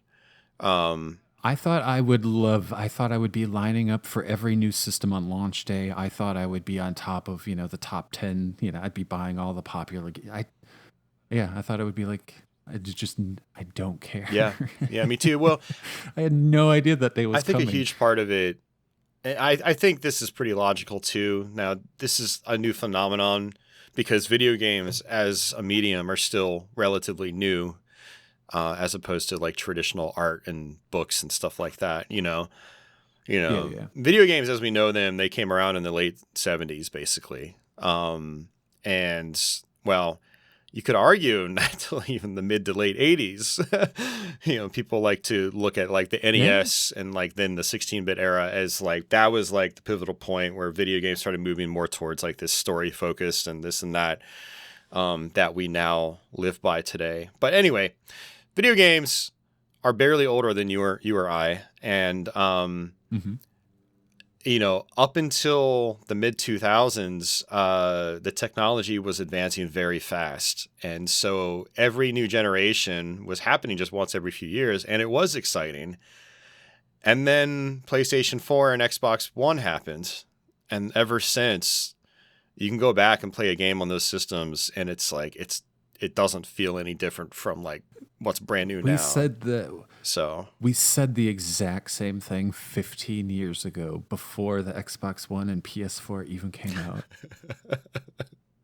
It's like the same. It really has it. Yeah. The Dreamcast, PlayStation 2, that was it. Everything now just feels iterative. I mean, you could even argue going back to Xbox 360 and PS3. Like when I play those games, I'm like, wow. Some of these, to be fair, they just look like super PS2 games, and I'm totally okay with that. Mm-hmm. They have more in common with the PlayStation 2 gen than they do the newer gens. But there are lots of games where you see like, oh, this type of heads-up display or this menu interaction or this and that nothing's changed since then. We have smoother frame rates now and higher resolutions, but it's still the same stuff. And so for me, the excitement's gone. And there's nothing new. It's mature. What the casual person also enjoys in video games, they want to feel like they're in this world. And me, I want to get like an adrenaline rush. That's why I still play classic retro games because there's an intensity to a lot of them that you don't get in many of your average modern games. Like, dude, I'm not to bring up Sonic the Hedgehog again, but there are a lot of really, really tense moments, even for a really experienced player like myself, and like, I don't get that from like most modern games at all, without it being arbitrarily like scripted and, it would be almost impossible in a modern game to get like near the end of the game, 0 lives left. Every jump matters. I just can't imagine that being an experience anymore. Because, like, if you die, you probably just respawn. I think the experiences, the video games nowadays that do allow that, it's those like rogue like element games where it's like so Doom. All the Dooms, right? They put in Ultra Nightmare, which means if you die once, the whole run is over, and we're talking a 15-hour playthrough. And I'm like, no, life's too short for that. I'm good. But there are like really good like arcade style retro throwback, modern games as well. But I think they're kind of few and far between. I remember one from many years ago, like Nex Machina. Like I played the hell out of that. It was a top-down twin stick shooter. and it was a beautiful looking game. It's gorgeous to look at. So it looked modern, but it was like really old school gameplay, but with some modern nuances and twists that made it like deep and satisfying. But it's still very, very difficult. And there were rewards for like beating the game without continuing you to get like the true final boss or something like that. So it took a lot of tropes from like popular like 90s shoot 'em ups and things like that. But that's kind of few and far between as well, because a lot of those games don't make a lot of money. So I imagine not. But yeah, I mean, it's just like the stuff doesn't excite me anymore, and what excites like modern gamers doesn't really excite me that much. You know, the big open world games and stuff like that. I mean, it's like I've gotten into a couple here and there, but I mean, it's just like I never thought I would lose touch. I thought I would always be aware. Same like here. If somebody asked me what the top 10 games of 2025 were, I couldn't even name 10 games that came out last year. Can you? No, Can you actually, name one? 2025 was probably Something on the Switch too, my maybe. worst year when it came to like following brand new games. And yeah, you're right. Switch 2, like Donkey Kong Bonanza, and Mario Kart World. I actually bought both those games. Oh man, like, is there now? There's now a Donkey Kong Country game I haven't beat, isn't there? No, if you did Tropical Freeze, then no, they haven't made any new country games, I'm but good? there is Donkey Kong all right, Bonanza, which isn't really a Donkey Kong Country game, but it's set in the same universe and world, and it looks really fun. Don't get me wrong. It was one of those games I bought, and then when I sold the Switch 2, I was just like, well, I guess I'm selling this too. So I didn't even play it. It was a dumb decision. I shouldn't have bought the I shouldn't have bought the thing. I keep telling myself you're not buying a Switch 2 until one of the expensive furniture pieces gets sold. There you go. And even I'd only use it for Minecraft. I could tell you right now I wouldn't play anything else on it. But the Switch kind of sucks. Switch is old now, runs Minecraft kind of crappy. Oh, well, that is the thing. Like, you might end up handheld. getting like a 60 FPS Minecraft on Switch 2. You know, it might be one of those games that runs better on it or has a patch or something like that. So, according to the internet, it runs great. okay, so. awesome. But I'm not in a spot to spend $500 or whatever they cost. Yeah, I think it's, I don't remember if it was 5 or 5. That's what I miss, Austin. I do miss when I had my job having a lot more FU money where you could just buy a Nintendo Switch 2 when it came out and not think twice about it. I kind of miss it, but yeah, well. Yeah, the problem for me is that if I had that money, my hobbies would just get more expensive because pinball is, I How much does an average cab? Well, what would you call a pinball table? Like, what's the right verbiage? pinball machine. Well, let's just say a brand new unboxed machine by Stern Pinball. Their low end model is the MSRP is $6,500 to $7,000. $6,500 to $7,000. Because that's what it costs, or do they target like high end buyers? Is that why they're so much? No, they cost a lot of money to make, and they have to profit off of them, obviously. And there's hundreds of thousands of parts. Are they made here? Like, is it still made in Chicago or Phoenix or something? Yeah, it's still in the United States. That's awesome. I know nothing about pinball, so but that's like a brand idiot. new machine, and then the prices go up if you get a premium, which has more features, or you get a limited edition, which is obviously limited. And then there's other companies that have different types of technology.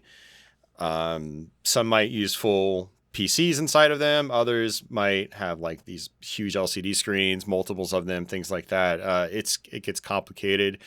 On the used market, if you buy a Stern pinball machine from 15, 16 years ago, you're still looking at least $4,000, $5,000 probably on average. It's an expensive hobby. So, who do they sell to? Is it just home gamers, or are there still businesses that buy these? Pinball's bouncing back, man. A lot of arcades have tons of pinball in them. Breweries have lots of pinball in them. And then, yes, the home market has skyrocketed in popularity, surprisingly. Like, a lot of people are buying them for home now, and not just one game, but they're building like basements full of them. And when you're talking $6,000-7,000 a pop, like that's an expensive hobby.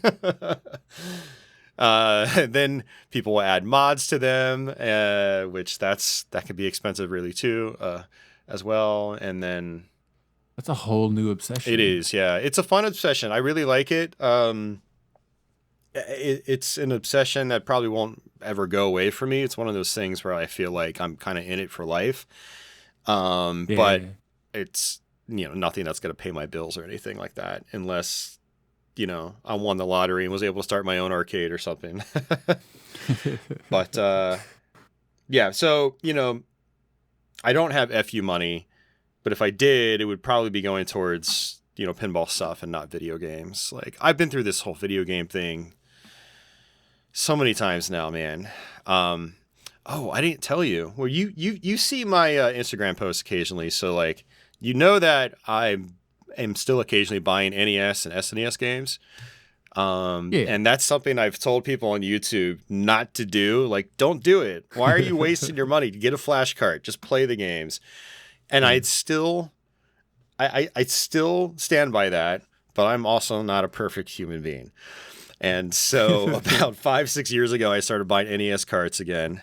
And then shortly after, I started buying SNES. And so right now I'm up to like 115 SNES carts with a lot of heavy hitters. We're talking like Dracula X, Chrono Trigger, Earthbound, the expensive ones. And then I'm up to over 300 NES games. And so I'm downsizing most of my collection, but I'm keeping those. So awesome. Someday when the biggest thing I got to get rid of now is the North American Xbox set, which I still have. It's just in boxes. It's a lot of boxes. It's like 800. That's a lot of games. 870 Xbox games. I can't even believe they released that many in such a short time span. It's insane to me. 5 years. Yeah. Stuff like that I wish I had made a video on. I acquired a complete North American set of Xbox games, but in 1 year. I did it from like June something 2016 to June something 2017.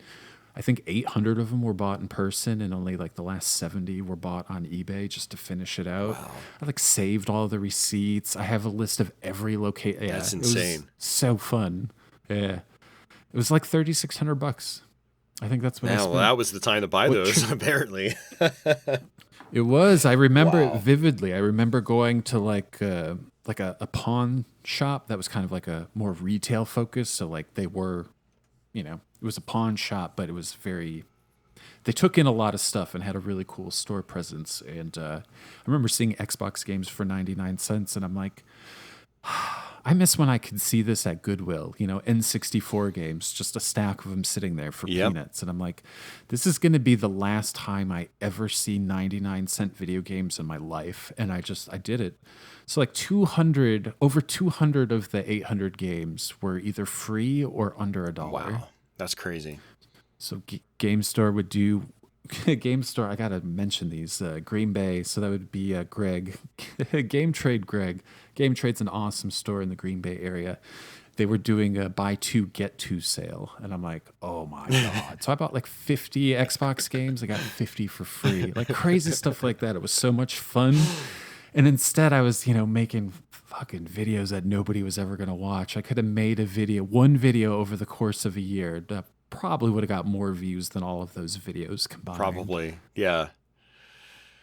I think that's what's cool about YouTube now, Austin, is like Stop Skeletons from Fighting can make 4 videos a year, and it's probably more beneficial for him to do that than, produce 30. And I think that's awesome. Yeah, no, that's awesome. And, some of these guys too have, he still has a very healthy Patreon. So like he doesn't have to make a video and his people will still support him. I mean, even when I pulled my Patreon, people were like, I still want to support you. And I'm like, no, that's dumb. You can't support me. I'm not giving anything back. I feel bad. But fact is, he's got, hundreds of thousands of people still supporting on Patreon. And then he does live streaming and stuff like that. He's kind of branched out and kind of does more of his own thing and then does the 4 videos a year, like you said.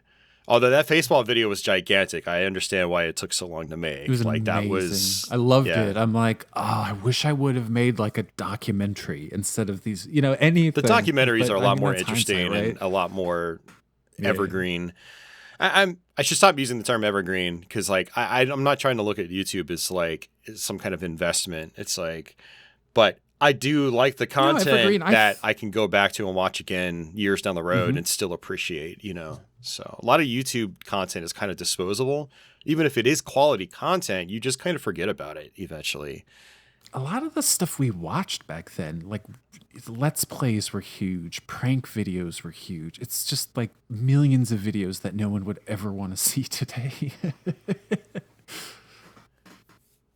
Are you still there? Yeah. No, I'm just talking in YouTube in general. Like I watch a video today and like tomorrow I've forgotten about it. So it's and that's what YouTube wants. They want you bouncing from video to video to video, and you know, it's just like I will seriously watch like 15 videos back to back, and they'll all be on different subjects.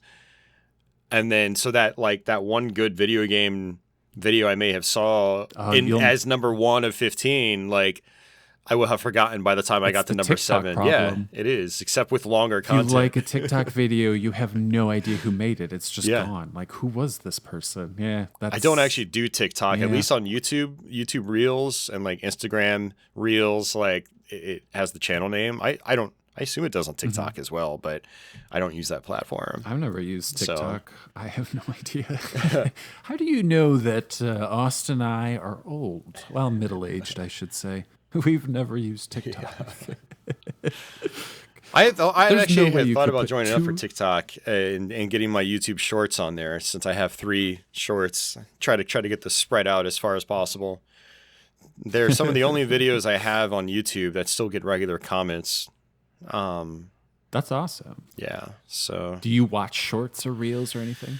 If something with like an interesting subject comes up, I might click on it, but I try not to, because that's a rabbit hole. It's very easy to get sucked into it.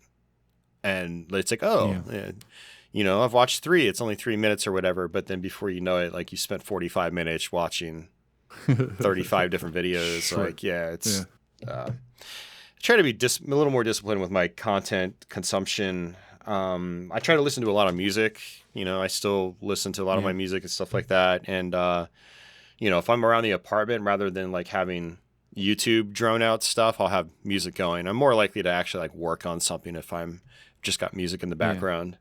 Whereas with YouTube, I'll sit on the couch and then 3 hours will go by and then my back will hurt. Yeah. That's funny you say that. Something that I never expected, and it makes more sense now, is a lot of my videos are in playlists that have to do with sleep. So I think there's a lot of people out there that fall asleep to the sound of my voice, or they used to. I've gotten that comment a lot, actually, over the years. They're like, your voice is very soothing, and like it helps me fall asleep. And my life update video was actually really good, because a lot of people came out of the woodwork. I thought like probably never watched anymore. Yeah, I did. And they were like, you're still my number 1 viewed channel, and you haven't even posted anything. They're like, I have you on every night as I go to sleep. I'm like, wow, that's a crazy compliment. Like, I mean, it's good to know those people are out there still too. It's like, but that's very much a thing. Austin, people that's do. Something did you or do you struggle with the fact that you have fans? Like, whether you like it or not, there might be 5 or 100 or something people that are fans of Austin Macker. Have you ever thought about that? Or it's a tough one. I've tried to.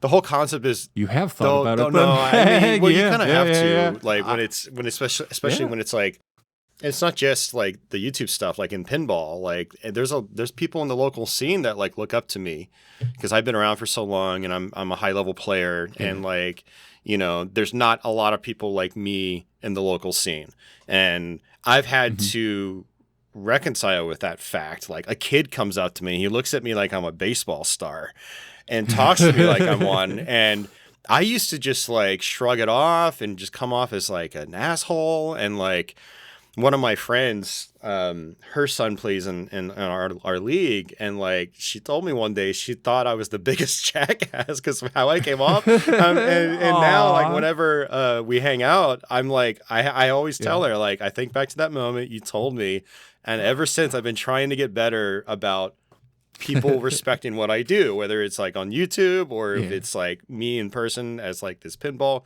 guy that they look up to, like.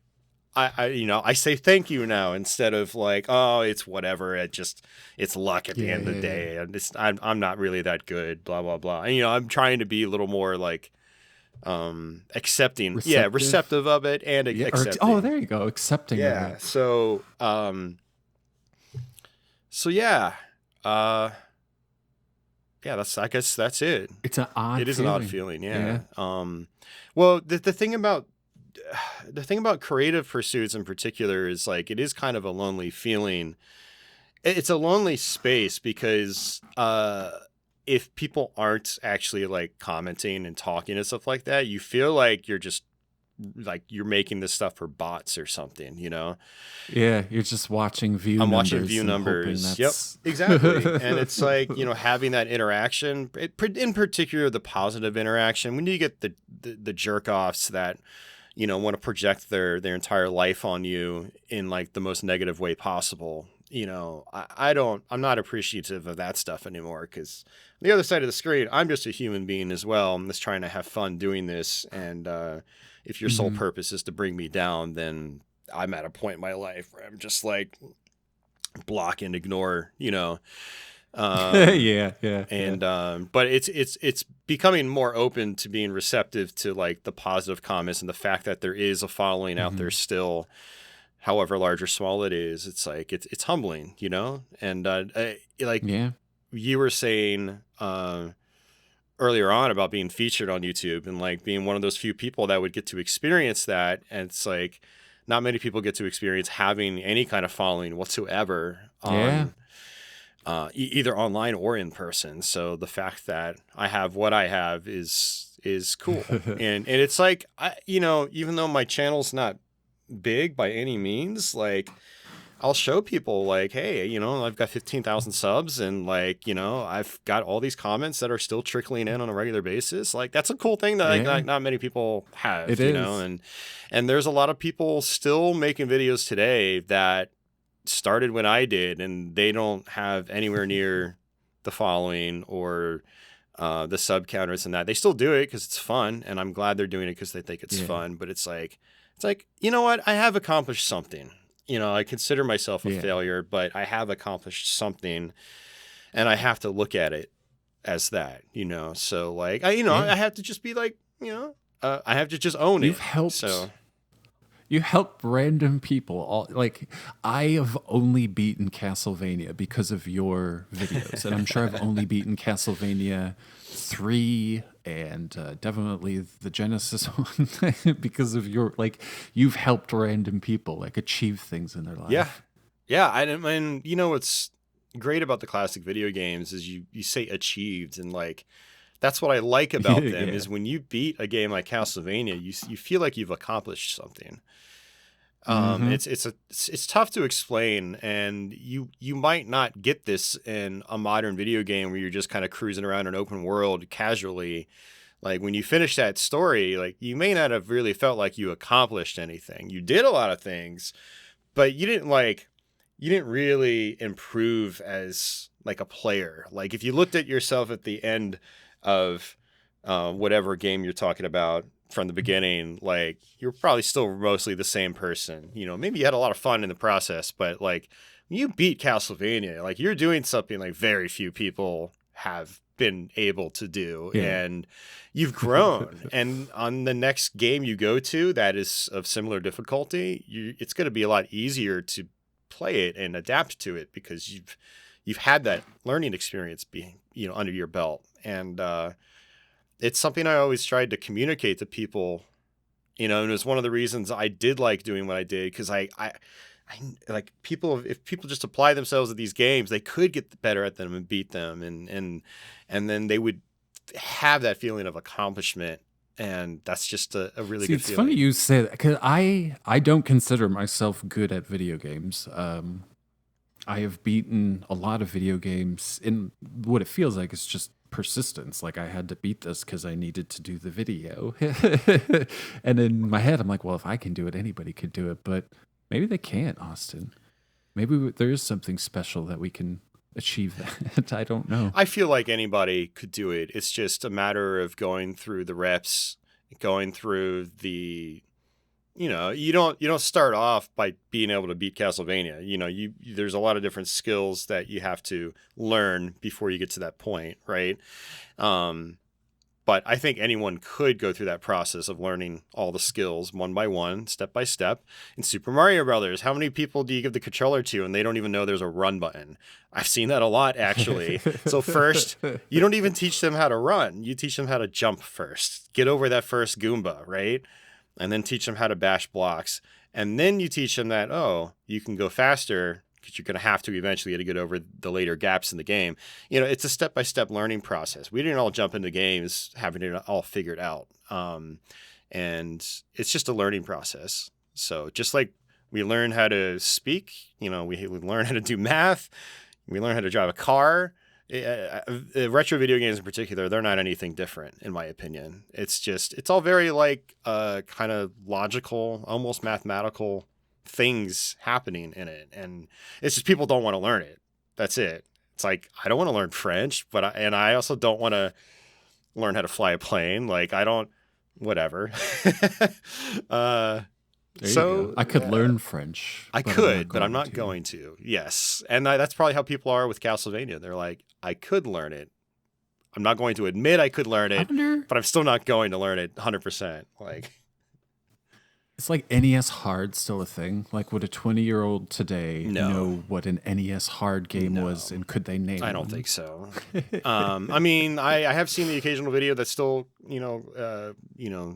labels games as that, or labels certain types of difficulty as that. But generally, I don't think that's in the common vernacular for gamers these days, which is a bummer because NES hard is a great kind of hard. When even now, if I will do more videos, I'll do the next couple of Zeldas and stuff like. Oh, Austin, I lost my train of thought. I'm not going to play any games that old though. Like I made a commitment to myself. Like when you do videos, the games have to be from the year 2000 or more recent. Like you cannot go back to the 80s and 90s. Yeah, that's a tough one because like. What I love about the old libraries is it's so much more interesting exploring them because for one, it doesn't take nearly as long. Games are really short, and you can oftentimes figure out pretty quickly if you want to, try to see it through to the end, pursue it or not. And there's still a lot of stuff out there that I think hasn't been fully explored. But yeah. But I hear you. It's content that's been.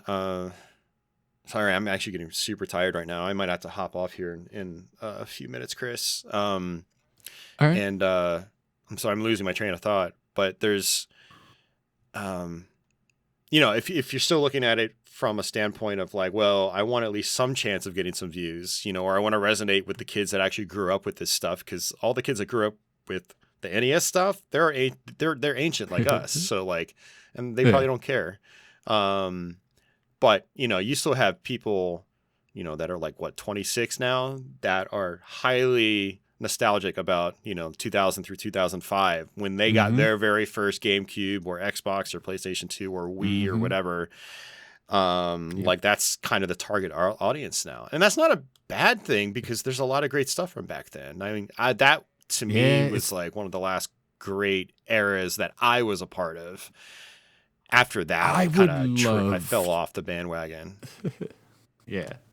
I would love to go through and play. I mean, I have all the Xbox games. I have every hidden gem that is ever going to be made over the next 10 years. You know what I mean? And I'm just not going to be the one to discover them.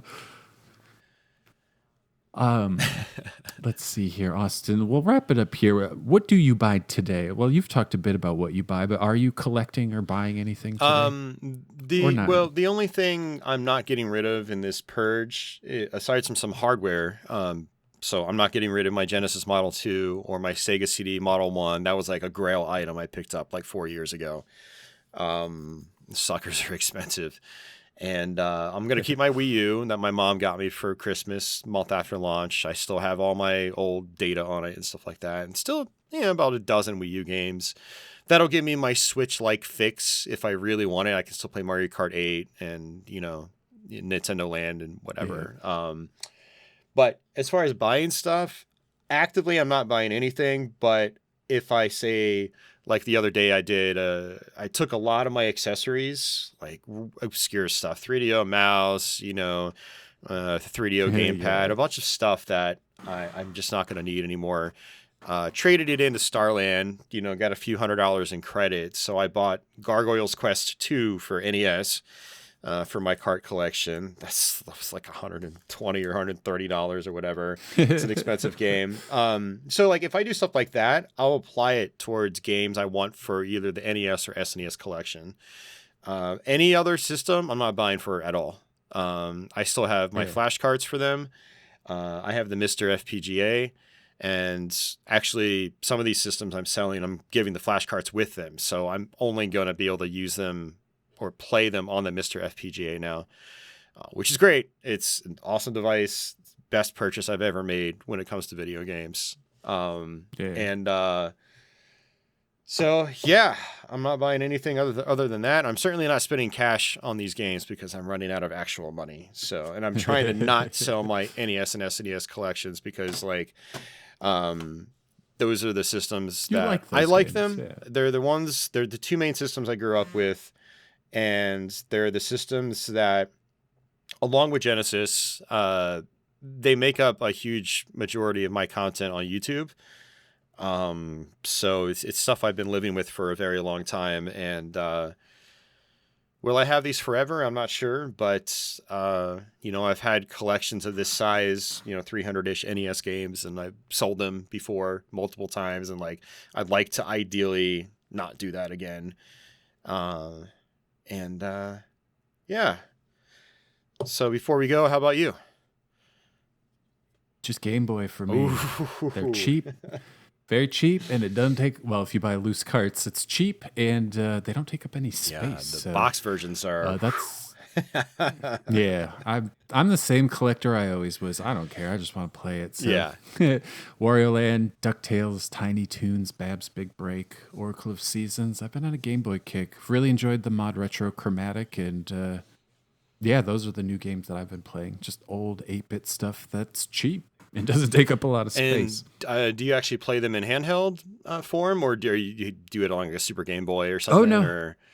No, the handheld, not the second one that most people have, the mod Retro Chromatic. Okay. So it's an FPGA Game Boy, plays games. The nice thing is the screen. They actually made a brand new 166 by 144 screen.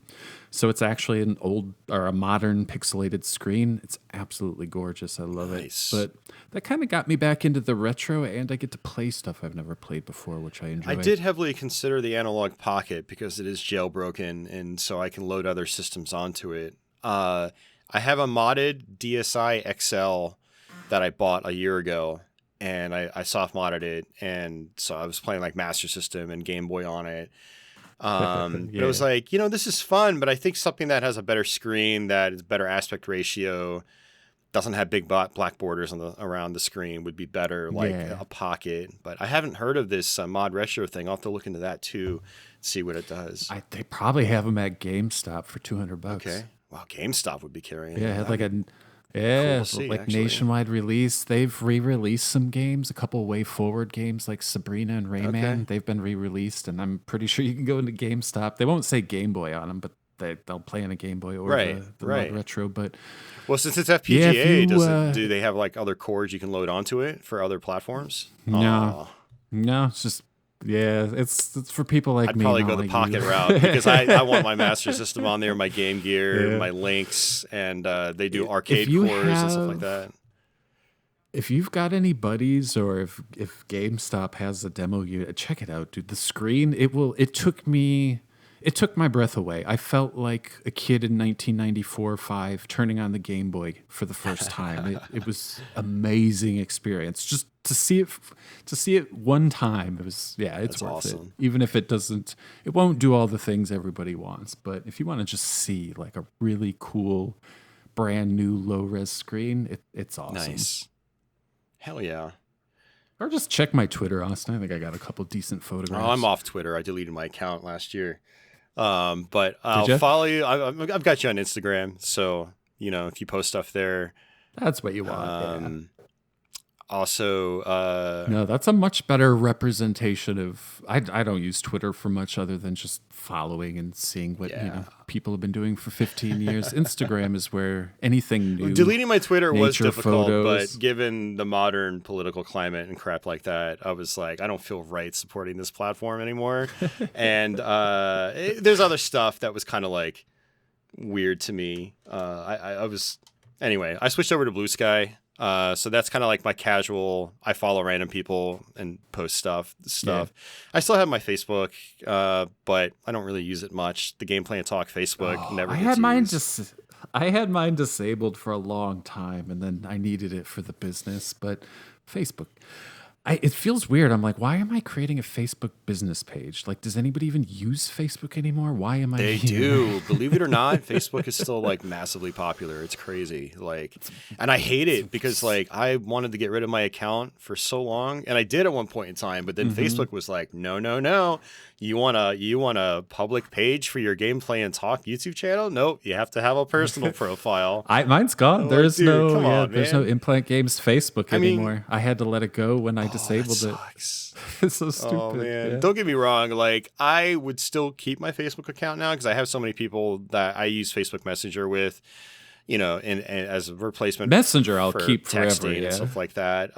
But honestly, of all those platforms, I find Instagram probably the most fun because it's like no one's posting anything serious or politically charged. Like it's just My Instagram feed is amazing. It's furniture, it's Minecraft, Cats. it's Michigan weather, it's the Northern Lights. It's lovely. There's just But a lot yeah, of ads. I don't That's even the have only Facebook problem on my with phone. Instagram. It's like it'll be like 5 ads, and then your friends post. Like, at least Facebook now, if you're viewing it on mobile anyway, it has an actual friends tab with like no ads on it.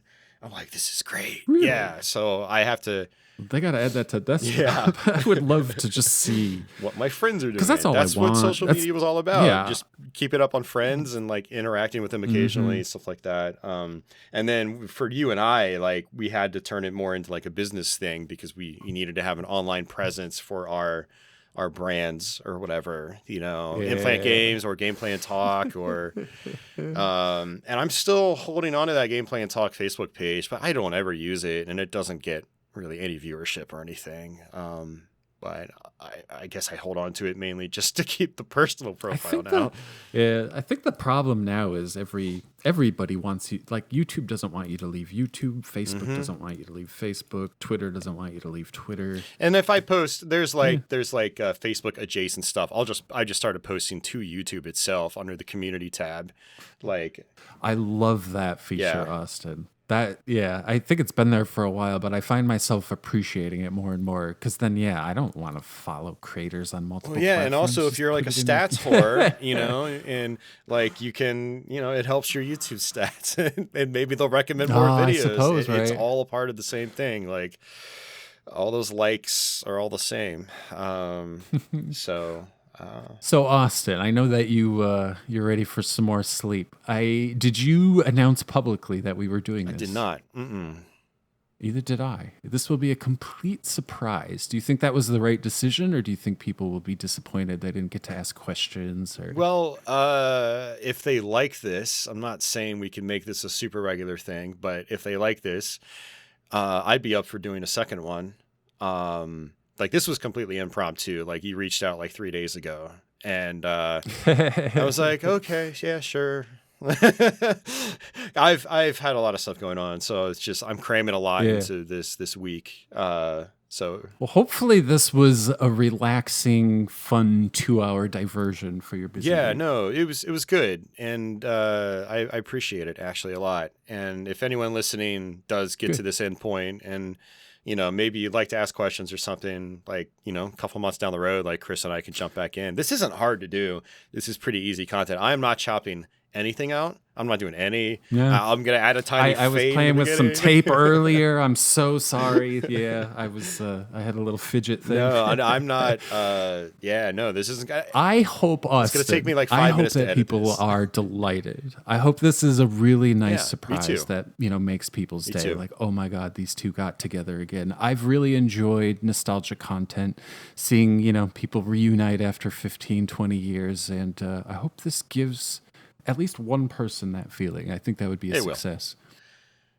So now let's do the thing that we never do, which is promote ourselves, Austin. I am a furniture maker. If you like or want to see beautiful furniture, or if you want to know my address, you can pay me a couple $100 and then you'll have it. angrybago.com. Follow me on Instagram, Kris Genthi. I think I'm an interesting follow. I'm trying really hard to be an interesting follow. So your check latest posts if you have want been, me in pretty Austin. good, so yeah. Yeah, I got to capture the northern lights, which was really fun. I got this really awesome shot of a squirrel in a snowy apple tree, all sorts of great stuff, and my furniture. So check it out. I'd love to see a couple more Instagram followers. And then if you want me and Austin to get together again, leave comments. Just leave lots of comments. Yeah, that's the way to do it. Absolutely. And it's an attention. Yeah, attention's a currency. So make lots of noise. I would like to see another one of these or hear another one of these. I mean, for those of you guys that follow me on my channel, you already know me, but I'm Austin Mackerts, and you can follow me on Instagram at Gameplay and Talk, and Gameplay and Talk on YouTube as well. And I'm on other social media platforms, but those are the main ones. And I haven't really posted a video aside from this one in a long time, but I have. I have Instagram. 1,000 videos, decent Instagram, and if you need walkthroughs for old games, they're there. And I also do pinball stuff too, though. So you can find me at AKM Pinball Videos on YouTube. That's my other big thing. And if you actually search for my name and type pinball on Google, you'll find my world ranking page for the international rankings for pinball competitions. If you're curious about that and wondering all the things I've played in and things like that, like that's all there too. It could be an interesting rabbit hole if you're into that competitive stuff. So, but yeah, this was fun, awesome. Kris. I appreciate it. Seriously. I think I needed it because there's been a lot of stuff. When life throws you lemons, sometimes it dumps the whole bag on your head. Yeah. And that's kind of what's been happening. Austin's unemployed. Sweet. He's got time. But, no, we talked in our 20s, Austin. We've talked in our 30s, and now we are talking in our 40s, and that blows my mind. That means we have to talk in our 50s. So within the next 8 years, there will be another Kris and I have Austin a feeling it'll be within the next 8 months. So, all right, good. Maybe even before I turn 44. That's in a couple months. So we'll see. We'll see how people like it. So. Yeah, it's been fun. Right. We still have a lot to talk about. There's just other stuff I needed to get done today as well. So it's kind of like, I feel like 2 hours, a little over 2 hours is probably a sweet spot. So, well, Austin, be well, my friend. Likewise. I think things are looking up. And I'll talk to you later. All right, take care, Kris.